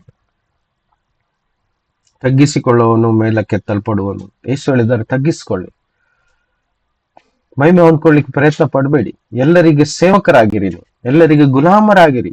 ಯಾರೆಲ್ಲ ದೊಡ್ಡವರು ಎನಿಸ್ಕೊಳ್ಬೇಕೋ ಅವರು ಮೊದಲು ಏನಾಗಿ ಎಲ್ಲರಿಗೆ ಗುಲಾಮರಾಗಿರಿ, ದಾಸರಾಗಿರಿ ಅಂತ ಯೇಸು ಕಳಿಸ್ತಾ ಇದ್ದಾರೆ. ನನ್ನ ಹಿಂದೆ ಬರ್ಲಿಕ್ಕೆ ಮನಸ್ಸಿದ್ರೆ ನಿಮ್ಮನ್ನು ನಿರಾಕರಿಸಿ ಮೊದಲು, ಮತ್ತು ನನ್ನ ಶಿಲುಬೆಯನ್ನು ಹೊತ್ಕೊಳ್ಳಿ, ನನ್ನ ಹಿಂದೆ ಬನ್ನಿರಿ, ಅವನೇ ನನ್ನ ನಿಜವಾದ ಶಿಷ್ಯನು ಅಂತ ಯೇಸು ಹೇಳ್ತಾ ಇದ್ದಾರೆ ಅಲ್ವಾ? ಬರ್ಡೇಗೆ ಎಷ್ಟು ಗೌರವ ಇದೆ ಅಲ್ವಾ ಇವತ್ತು ಬರ್ಡೇಗೆ? ಪೌಲ ಹೀಗೆ ಹೇಳ್ತಾ ಇದ್ದಾನೆ ಗಲಾತಿ 2:20, ಕ್ರಿಸ್ತನೊಂದಿಗೆ ಶಿಲುಬೆಗೆ ಹಾಕಿಸಿಕೊಂಡವನಾಗಿದ್ದೇನೆ, ಇನ್ನು ಜೀವಿಸುವವನು ನಾನಲ್ಲ, ಕ್ರಿಸ್ತನು ನನ್ನಲ್ಲಿ ಜೀವಿಸ್ತಾನೆ. ಹಾಗಾದ್ರೆ ನಮ್ಮಲ್ಲಿ ಜೀವಿಸೋರು ನಾವಲ್ಲ. ಯಾರು? ಕ್ರಿಸ್ತನು. ಒಳಗೆ ಯಾರಿದ್ದಾರೆ ಹೇಳಿ? ನಮ್ಮೊಳಗೆ ಕ್ರಿಸ್ತನು. ಅದ್ರ ಮಹಿಮೆ ಯಾರಿಗೆ? ಕ್ರಿಸ್ತನಿಗೆ. ಬರ್ತ್ಡೇ ವಿಶ್ ಮಾಡುವಾಗ ಕ್ರಿಸ್ತನಿಗೆ ಮಹಿಮೆ ಹೋಗಲ್ಲ, ವ್ಯಕ್ತಿಗೆ ಮಹಿಮೆ ಹೋಗ್ತಾ ಇದೆ. ಇಡೀ ಲೋಕದಲ್ಲಿ ನೋಡಿ ಅನ್ಯರು ಹೇಗೆ ಸೆಲೆಬ್ರೇಟ್ ಮಾಡ್ತಾರೆ ಅಂದ್ರೆ ಆ ವ್ಯಕ್ತಿಗೆ ಪೂರ್ಣ ಮಹಿಮೆ ಮಾನಗಳು. ಆ ವ್ಯಕ್ತಿ ದೇವರಾಗ್ಬಿಡ್ತಾರೆ ಆ ಸಮಯದಲ್ಲಿ, ಬರ್ತ್ಡೇ ದಿನ. ನಾವೆಲ್ಲ ಚಿಕ್ಕ ಪುಟ್ಟ ಲೆವೆಲ್ ಅಲ್ಲಿ ಮಾಡ್ತೀವಿ. ಅದು ದೊಡ್ಡ ದೊಡ್ಡ ಶ್ರೀಮಂತರು ದೊಡ್ಡ ದೊಡ್ಡ ಸ್ಟೇಜ್ಗಳನ್ನು ಆಡಿಟೋರಿಯಂಗಳಲ್ಲಿ ಸೆಲೆಬ್ರೇಟ್ ಮಾಡ್ತಾರೆ. ಹುಟ್ಟಿದ ವ್ಯಕ್ತಿಯನ್ನು ಆ ಸೀಟಲ್ಲಿ ಕೂರಿಸ್ತಾರೆ, ಅವನಿಗೆ ಸನ್ಮಾನಗಳನ್ನು ಮಾಡ್ತಾರೆ, ಗಿಫ್ಟ್ಗಳನ್ನು ಕೊಡ್ತಾರೆ, ಕೇಕ್ ಕಟ್ ಮಾಡ್ತಾರೆ. ಎಲ್ಲ ಅನ್ಯರ ಸೆಲೆಬ್ರೇಷನ್ಗಳು ಇವೆಲ್ಲ. ಅರ್ಥ ಆಗ್ತಿದ್ಯಾ? ಚಾಯ್ಸ್ ನಮ್ಮ ಕೈಯಲ್ಲಿದೆ, ಮಾಡಬೇಕು ಮಾಡಬಾರ್ದು. ಆದ್ರೆ ಇದು ನಮ್ಮ ಬೈಬಲ್ ಇಂದ ಬಂದಿದ್ದಲ್ಲ. ಯಾಕಂದ್ರೆ ಹುಟ್ಟಿದ ದಿನಕ್ಕಿಂತ ಮರಣದ ದಿನ ಮೇಲು ಅಂತ ಹೇಳಿದ್ದಾರೆ. ಯಾಕೆ? ನಾವು ಈ ಶರೀರವನ್ನು ಬಿಟ್ಟು ಹೋಗುವ ದಿನ ಅದು ನಮ್ಮ ನಿಜವಾದ ಸಂತೋಷದ ದಿನ. ನಾವು ನಿತ್ಯತೆಗೆ ಪ್ರವೇಶ ಮಾಡ್ತೀವಿ. ಇಲ್ಲಿ ಹುಟ್ಟಿದ್ದು ಶಾಪದಲ್ಲಿ ನಾವು, ಹೌದಾ? ಕ್ರಿಸ್ತನಲ್ಲಿ ಪುನಃ ಹುಟ್ಟಿ ನಾವು ಆತನ ಮಹಿಮೆಯಲ್ಲಿ ಪ್ರವೇಶಿಸಲಿಕ್ಕೆ ಕಾಯ್ತಾ ಇದ್ದೇವೆ. ಅದಕ್ಕೋಸ್ಕರ ಈ ಲೋಕದಲ್ಲಿ ನಾವು ಏನು ಮಹಿಮೆ ಪಡ್ಕೊಳ್ಳಿಕ್ಕೆ ಏನು ಇಲ್ಲ. ಕ್ರಿಸ್ತನು ಪುನಃ ಬರುವಾಗ ಮಹಿಮೆಯ ವಸ್ತ್ರವನ್ನು ಧರಿಸ್ತಾನೆ ನಮ್ಮನ್ನು. ಯಾರಿಗೆ? ತನ್ನನ್ನು ನಿರಾಕರಿಸಿ, ತನ್ನನ್ನು ಶಿಲುಬೆಯಲ್ಲಿ ಜಡಿದು, ಇನ್ನು ಮೇಲೆ ನಾನು ನನ್ನಲ್ಲಿ ಬದುಕುವನಲ್ಲ, ನನ್ನಲ್ಲಿ ಕ್ರಿಸ್ತನು ಬದುಕುತ್ತಾನೆ ಅಂತ ತನ್ನ ಜೀವಿತವನ್ನು ಬದಲಾಯಿಸಿಕೊಳ್ಳುವವರ ಜೀವಿತದಲ್ಲಿ ಯೇಸು ಬರುವಾಗ ಅವರಿಗೋಸ್ಕರ ಮಹಿಮೆ ವಸ್ತ್ರವನ್ನು ಸಿದ್ಧಪಡಿಸಿದ್ದಾರೆ. ಗಲಾತ್ಯ 6:14. ನನಗಾದರೂ ನಮ್ಮ ಕರ್ತನಾದ ಯೇಸು ಕ್ರಿಸ್ತನ ಶಿಲುಬೆಯ ವಿಷಯದಲ್ಲಿ ಹೊರತು ಹೆಚ್ಚಳ ಪಡುವುದು ಬೇಡವೇ ಬೇಡ. ನೋಡಿ, ಪಾಯಿಂಟ್ ನಂಬರ್ 1, ಕ್ರಿಸ್ತನ ಶಿಲುಬೆಯ ವಿಷಯ ಬಿಟ್ಟು ಬೇರೆ ಯಾವ ವಿಷಯದಲ್ಲಿ ನಾನು ಹೆಚ್ಚಳ ಪಡ್ಲಿಕ್ಕೆ ಇಷ್ಟಪಡುವುದಿಲ್ಲ. ಬರ್ದೆ ಅಂತೂ ಬಿಟ್ಟೇ ಬಿಡಿ. ಪೌಲನಂತೂ ಅದ್ರ ಬಗ್ಗೆ ಕೇರೆ ಮಾಡಿಲ್ಲ. ನಾನು ಸತ್ತಿದ್ದೇನೆ ಲೋಕಕ್ಕೆ. ಕ್ರಿಸ್ತನ ಶಿಲುಬೆ ಅಂದ್ರೆ ನನಗೆ ಬಹಳ ಇಷ್ಟ. ಅದರ ಟಾಪಿಕ್ ಇಟ್ಕೊಂಡು ನಾನು ದಿನಾ ಮಾತಾಡ್ತೀನಿ. ಅದರ ಟಾಪಿಕ್ ಇಟ್ಕೊಂಡು ನಾನು ಹೆಚ್ಚಳ ಪಡ್ತೀನಿ. ಕ್ರಿಸ್ತನ್ ನನಗೋಸ್ಕರ ಶ್ರಮೆ ಪಟ್ಟು ಶಿಲುಬೆ ಮೇಲೆ ಮರಣ ಹೊಂದಿದ ಅಂತ ನಾನು ಎಷ್ಟು ಸಲ ಬೇಕಾದ್ರೂ ಪ್ರಸಂಗ ಮಾಡ್ತೀನಿ. ಅದು ಬಿಟ್ಟು ನನಗೆ ಬೇರೆ ಯಾವ ವಿಷಯ ಬೇಡ. ಕ್ರಿಸ್ಮಸ್ ಬೇಡ, ನ್ಯೂ ಇಯರ್ ಬೇಡ, ಈಸ್ಟರ್ ಬೇಡ, ಹುಟ್ಟುಹಬ್ಬ ಬೇಡ, ಯಾವುದೇ ಬೇಡ. ಯಾಕಂದ್ರೆ ಅದು ಯಾವ್ದು ಹೇಳಲೇ ಇಲ್ಲ ಅವನು. ಅದೆಲ್ಲ ಲೋಕದಿಂದ ಹುಟ್ಟಿದ್ದು. ಅರ್ಥ ಆಗ್ತಾ ಇದೆಯಾ? ನೋಡಿ, ನಾನು ಇದ್ರ ಬಗ್ಗೆ ಹೇಳ್ತಾ ಇಲ್ಲ. ನಾವು ಒಳ್ಳೆ ಅಡುಗೆ ಮಾಡಿ 10 ಜನರನ್ನು ಕರೆದು ಸಂತೋಷವಾಗಿ ಪಾರ್ಟಿ ಮಾಡಿದ್ರಲ್ಲಿ ಏನ್ ತಪ್ಪಿಲ್ಲ. ಅದ್ರಲ್ಲಿ ಯಾರಿಗೂ ಮಹಿಮೆ ಹೋಗಲ್ಲ. ಆದ್ರೆ ಯಾವುದೇ ಒಂದು ಹಬ್ಬದ ನಿಮಿತ್ತ, ಯಾವುದೇ ಒಂದು ವಿಷಯವನ್ನು ಇಟ್ಕೊಂಡು ನಾವು ಸೆಲೆಬ್ರೇಟ್ ಮಾಡ್ತೀವಿ ನೋಡಿ, ಅದರ ಮುಖಾಂತರ ಎಲ್ಲೋ ಒಂದ್ ಕಡೆ ಗೌರವ ಹೋಗುತ್ತೆ. ಆವಾಗ ಅದು ಆತ್ಮಿಕವಾಗಿರುತ್ತೆ, ಆತ್ಮಿಕ ಧಕ್ಕೆ ಉಂಟಾಗ್ತದೆ. ಸೊ ಅಂತ ಸಂದರ್ಭಗಳು ಯಾವ್ದೆಲ್ಲ? ಇದೆ ಕ್ರಿಸ್ಮಸ್, ನ್ಯೂ ಇಯರ್, ಈಸ್ಟರ್ ಮತ್ತು ಸೆಲ್ಫ್ ಬರ್ತ್ಡೇ. ಇವೆಲ್ಲ ಎಲ್ಲೋ ಒಂದ್ ಕಡೆ ದೇವರಿಗೆ ಅಪಮಾನ ಮಾಡುತ್ತೆ. ತಿಂದು ಕುಡಿಯೋದ್ರಲ್ಲಿ ಏನು ತೊಂದರೆ ಇಲ್ಲ. ದೇವ್ರು ಕೊಟ್ಟಿದ್ದೆ ನಮಗೆ ತಿನ್ಲಿಕ್ಕೆ, ಕುಡಿಲಿಕ್ಕೆ, ಸಂತೋಷವಾಗಿ ಒಂದಾಗಿ ಇರ್ಲಿಕ್ಕೆ. ಆದ್ರೆ ಸೆಲ್ಫ್ ಗ್ಲೋರಿ ಅಂದ್ರೆ ವೈಯಕ್ತಿಕವಾದ ಮಹಿಮೆ ಹೊಂದ್ಕೊಳ್ಳೋದು ದೇವರಿಗೆ ಇಷ್ಟ ಇಲ್ಲ. ಈ ವಾಕ್ಯದಲ್ಲಿ ಪಾಯಿಂಟ್ ನಂಬರ್ 2, ಆತನ ಮೂಲಕ ಲೋಕವು ಶಿಲುಬೆಗೆ ಹಾಕಿಸಿಕೊಂಡು ನನ್ನ ಪಾಲಿಗೆ ಸತ್ತಿತು. ಇದೆಲ್ಲ ಎಲ್ಲಿಂದ ಹುಟ್ಕೊಳ್ತ ಹೇಳಿ? ಹಬ್ಬಗಳೆಲ್ಲ, ಬರ್ತ್ಡೇಗಳೆಲ್ಲ ಲೋಕದಿಂದ ಹುಟ್ಕೊಂಡಿದ್ದು. ಬೈಬಲ್ ಅಲ್ಲಿ ಇಲ್ಲ ಅಲ್ಲ, ಅದಕ್ಕೆ ಕ್ಲಿಯರ್ ಆಗಿ ಅರ್ಥ ಆಗುತ್ತೆ ಇದು ಹುಟ್ಕೊಂಡಿದ್ದು ಲೋಕದಿಂದ ಅಂತ. ಈ ಲೋಕವೆಲ್ಲ ಶಿಲುಬೆಗೆ ಹಾಕಿಸಿಕೊಂಡು ನನ್ನ ಪಾಲಿಗೆ ಸತ್ತಿದೆ ಅಂತ ಪೌಲ ಹೇಳ್ತಾ ಇದ್ದಾನೆ. ವಾವ್! ಯಾರಾದ್ರೂ ಹೇಳ್ಬೋದಾ ಇವತ್ತು? ಹೇಳುವರೆಲ್ಲರಿಗೂ ಈ ಸ್ವಾರ್ತೆ ಏನೋ, ಲೋಕ ನನ್ನ ಪಾಲಿಗೆ ಸತ್ತಿದೆ, ಶಿಲುಬೆ ಮೇಲೆ ಸತ್ತಿದೆ ಅಂತ ಧೈರ್ಯವಾಗಿ ಇವತ್ತು ಹೇಳುವಂತ ವಿಶ್ವಾಸಿಯಲ್ಲಿದ್ದಾರೆ. ಪಾಯಿಂಟ್ ನಂಬರ್ 3, ನಾನು ಶಿಲುಬೆಗೆ ಹಾಕಿಸಿಕೊಂಡು ಲೋಕದ ಪಾಲಿಗೆ ಸತ್ತೆನು. ಅಷ್ಟೇ ಅಲ್ಲ, ನಾನು ಸಹ ಸತ್ತೋಗ್ಬಿಟ್ಟಿದ್ದೀನಿ ಲೋಕದ ಪಾಲಿಗೆ. ಇನ್ನು ಲೋಕ ನನ್ನಲ್ಲಿ ಇಲ್ಲ ಅಂತ ಹೇಳ್ತಾ ಇದ್ದಾರೆ ಈ ವಾಕ್ಯ. ಆದ್ರೆ ನೋಡಿ, ಸಭೆಗಳಲ್ಲಿ ಲೋಕ ಇದೆ ಇವತ್ತು ಸಹ. ಸಭೆಯಲ್ಲಿ ಇದೆ ಲೋಕ, ಇದೇ ಇಲ್ವಾ ಹೇಳಿ? ಸಭೆಯಲ್ಲಿ ಲೋಕ ಇದೆ, ಇದೇ ಡೇಂಜರ್. 1 ಯೋಹನ 2:15, ಲೋಕವನ್ನಾಗಲಿ ಲೋಕದಲ್ಲಿರುವುಗಳನ್ನಾಗಲಿ ಪ್ರೀತಿಸಬೇಡಿರಿ.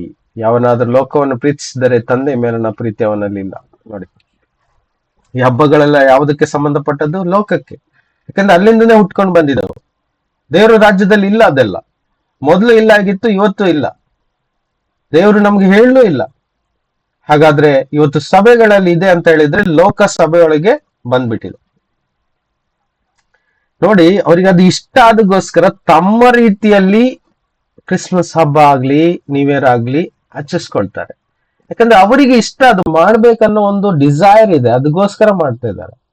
ಅದಕ್ಕೋಸ್ಕರ ಬೇರೆ ಸ್ಕ್ರಿಪ್ಚರ್ ವಾಕ್ಯಗಳನ್ನೆಲ್ಲ ಮುಂದಿಟ್ಟು ವಾಗ್ದಾನ ವಿಷಯಗಳನ್ನ ಹೇಳ್ತಾರೆ. ಆದ್ರೆ ದೇವರಿಗೆ ಇಷ್ಟ ಇದೆಯೋ ಇಲ್ಲ ಅನ್ನೋದು ತಿಳ್ಕೊಳ್ಳೋ ಕುತೂಹಲ ಅವರಲ್ಲಿ ಇಲ್ಲ. ಯಾಕೆ ಅಂತ ಹೇಳಿದ್ರೆ ಆ ರೀತಿ ಸೆಲೆಬ್ರೇಟ್ ಮಾಡ್ಕೊಳ್ಬೇಕು ಅನ್ನೋದು ಅವ್ರಿಗೆ ಇಷ್ಟ. ಅಷ್ಟೇ ಅಲ್ಲ, ಅನೇಕರನ್ನು ಸೆಳೆದುಕೊಳ್ಬೇಕು ತಮ್ಮ ಹತ್ತಿರ ಅನ್ನೋದು ಅದೊಂದು ಮಾರ್ಗ ಆಗಿದೆ ಈ ಹಬ್ಬಗಳು. ಎಷ್ಟೊಂದಿಗೆ ಅರ್ಥ ಆಗ್ತಿದೆ? ಲೋಕದಲ್ಲಿರುವಂತ ಯಾವುದೇ ಸಂಗತಿ ಪ್ರೀತಿಸಬೇಡಿರಿ, ಗೌರವಿಸಬೇಡಿರಿ. ಅರ್ಥ ಆಗ್ತಿದ್ಯಾ? ಅದಕ್ಕೆ ಹೆಚ್ಚಿನ ಮಾನ ಕೊಡಬೇಡಿ. ಯಾವನಾದ್ರೂ ಲೋಕವನ್ನು ಪ್ರೀತಿಸಿದರೆ ದೇವರ ಪ್ರೀತಿ ಅವನ ಮೇಲೆ ಇರಲ್ಲ. ಅದಕ್ಕೆ ಕೆಲವೊಬ್ರು ನಿಜವಾದ ಆಶೀರ್ವಾದದಿಂದ ಬಿದ್ದೋಗ್ತಾರೆ. ದೇವರೆಲ್ಲ ಆಶೀರ್ವಾದ ಸಿಗಲ್ಲ. ಕಾರಣ ಏನು? ಲೋಕ ಅವ್ರ ಜೀವನದಲ್ಲಿದೆ. ಲೋಕವನ್ನು ಇಟ್ಕೊಂಡು ಪೂಜಿಸ್ತಿರುವಾಗ ಹೇಗೆ ನಮ್ಗೆ ದೇವರಿಂದ ಒಳ್ಳೆದ್ದು ಬರುತ್ತದೆ ಹೇಳಿ? ಲೋಕವನ್ನು ಬಿಟ್ಬಿಟ್ರೆ ಖಂಡಿತವಾಗಿ ದೇವರ ಪ್ರೀತಿ ನಮ್ಮಲ್ಲಿ ನೆಲೆ ನಿಲ್ತದೆ. ಆವಾಗ ಎಲ್ಲ ಆಶೀರ್ವಾದಗಳು ನಮ್ಮ ಜೀವನದಲ್ಲಿ ಇರ್ತದೆ. ಎಷ್ಟು ಸಿಂಪಲ್ ಆಗಿದೆ. ಓಡಿಸ್ಬಿಡಿ ಲೋಕವನ್ನು.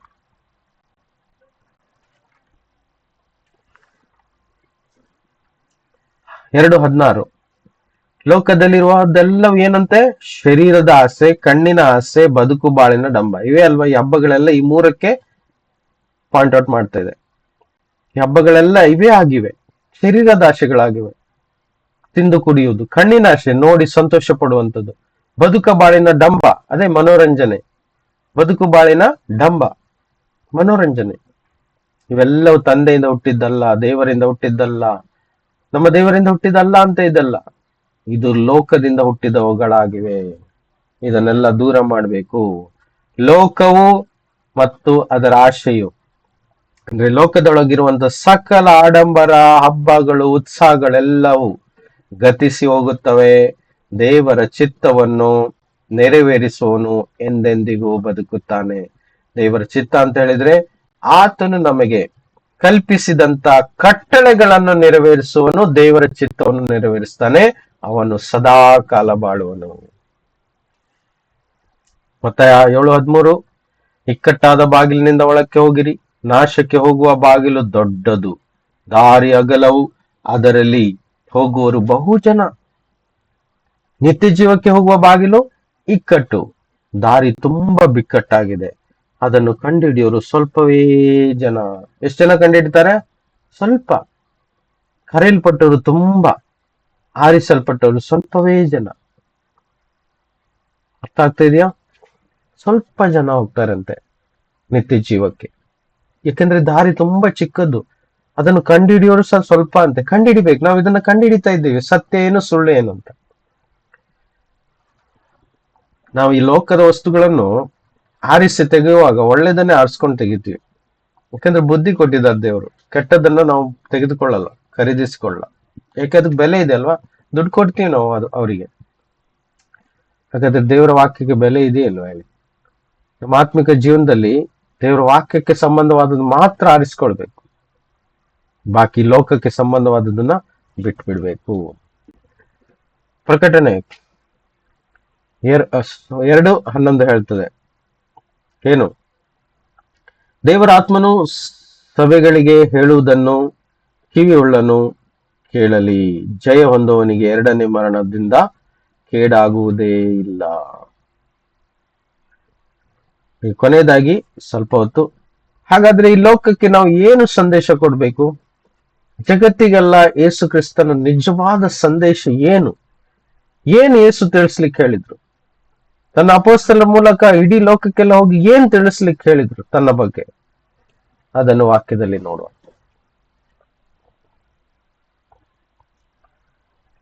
ಮಾರ್ಕ 1:15 ಓದಿ. ಕಾಲ ಪರಿಪೂರ್ಣವಾಯಿತು, ದೇವರ ರಾಜ್ಯವು ಸಮೀಪಿಸಿತು, ದೇವರ ಕಡೆಗೆ ತಿರುಗಿಕೊಂಡು ಸುವಾರ್ತೆಯನ್ನು ನಂಬಿರಿ ಎಂದು ದೇವರ ಸುವಾರ್ತೆಯನ್ನು ಸಾರಿ ಹೇಳಿದನು. ಆಮೇಲೆ ಆ ಸುವಾರ್ತೆ ಯಾವುದು? ಮುಂದೆ ಓದಿ. ಯೋಹಾನ 3:16 ಈ ರೀತಿಯಾಗಿ ಹೇಳ್ತದೆ.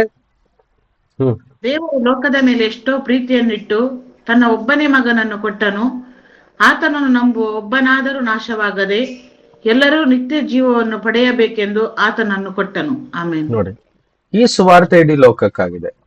ಮಾರ್ಕ 1:15 ಹೇಳ್ತದೆ, ದೇವರ ರಾಜ್ಯ ಸಮೀಪಿಸಿದೆ, ದೇವರ ಕಡೆಗೆ ತಿರುಗಿಕೊಳ್ಳಿ, ನೀವು ಇದೇ ಸುವಾರ್ತೆಯನ್ನು ನಂಬಿರಿ. ಇದು ಸುವಾರ್ತೆ. ಮಾನಸಾಂತರಗೊಳ್ಳಿರಿ, ಪಾಪವನ್ನು ಬಿಡಿ, ಯೇಸುವನ್ನು ನಂಬಿ ಅನ್ನೋದೇ ಸುವಾರ್ತೆ. ಯೇಸು ಅದನ್ನೇ ಆರಂಭಿಸಿದ್ರು. ದೇವರ ರಾಜ್ಯ ಸಮೀಪವಾಯಿತು, ಇದೇ ಸುವಾರ್ತೆ. ಅದೇನು ಸುವಾರ್ತೆ ಅಂತ ಇನ್ನೂ ಸ್ವಲ್ಪ ಆಳವಾಗಿ ಸ್ಪಷ್ಟವಾಗಿ ತಿಳಿದುಕೊಳ್ಳೋಣ. ಏನದು? ದೇವರು ಲೋಕದ ಮೇಲೆ ಎಷ್ಟೋ ಪ್ರೀತಿಯನ್ನಿಟ್ಟು ತನ್ನ ಒಬ್ಬನೇ ಮಗನನ್ನು ಕೊಟ್ಟನು. ಆತನು ಯಾರು? ಯೇಸು. ಯೇಸುವನ್ನು ನಂಬುವ ಒಬ್ಬನಾದರೂ ನಾಶವಾಗದೆ ಎಲ್ಲರೂ ನಿತ್ಯ ಜೀವವನ್ನು ಪಡೆಯಬೇಕೆಂದು ಆತನನ್ನು ಕೊಟ್ಟನು. ನೋಡಿ, ಯಾರು ನಾಶ ಆಗ್ಬಾರ್ದು, ಎಲ್ಲರೂ ಬದುಕಬೇಕು ಎಂಬುದೇ ಸುವಾರ್ತೆ. ಯೇಸುವಿನ ಮೇಲೆ ನಂಬಿಕೆ ಇಟ್ಟು ಯಾರು ನಾಶವಾಗಬಾರ್ದು, ಎಲ್ಲರೂ ಬದುಕಬೇಕೆಂಬುದಕ್ಕೆ ತನ್ನ ಮಗನನ್ನು ಕೊಟ್ಟದ್ದೇ ಈ ಲೋಕಕ್ಕೆ ಇರುವಂತ ಸುವಾರ್ತೆ. ಮಾರ್ಕ್ 16:15.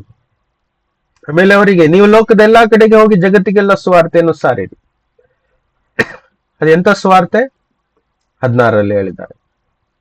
ನಂಬಿ, ಯಾರ ಮೇಲೆ? ಯೇಸು ಕ್ರಿಸ್ತನ ಮೇಲೆ ನಂಬಿಕೆ ಇಟ್ಟು ದೀಕ್ಷಾ ಸ್ನಾನ ಮಾಡಿಸಿಕೊಳ್ಳುವವನು ರಕ್ಷಣೆ ಹೊಂದುವನು.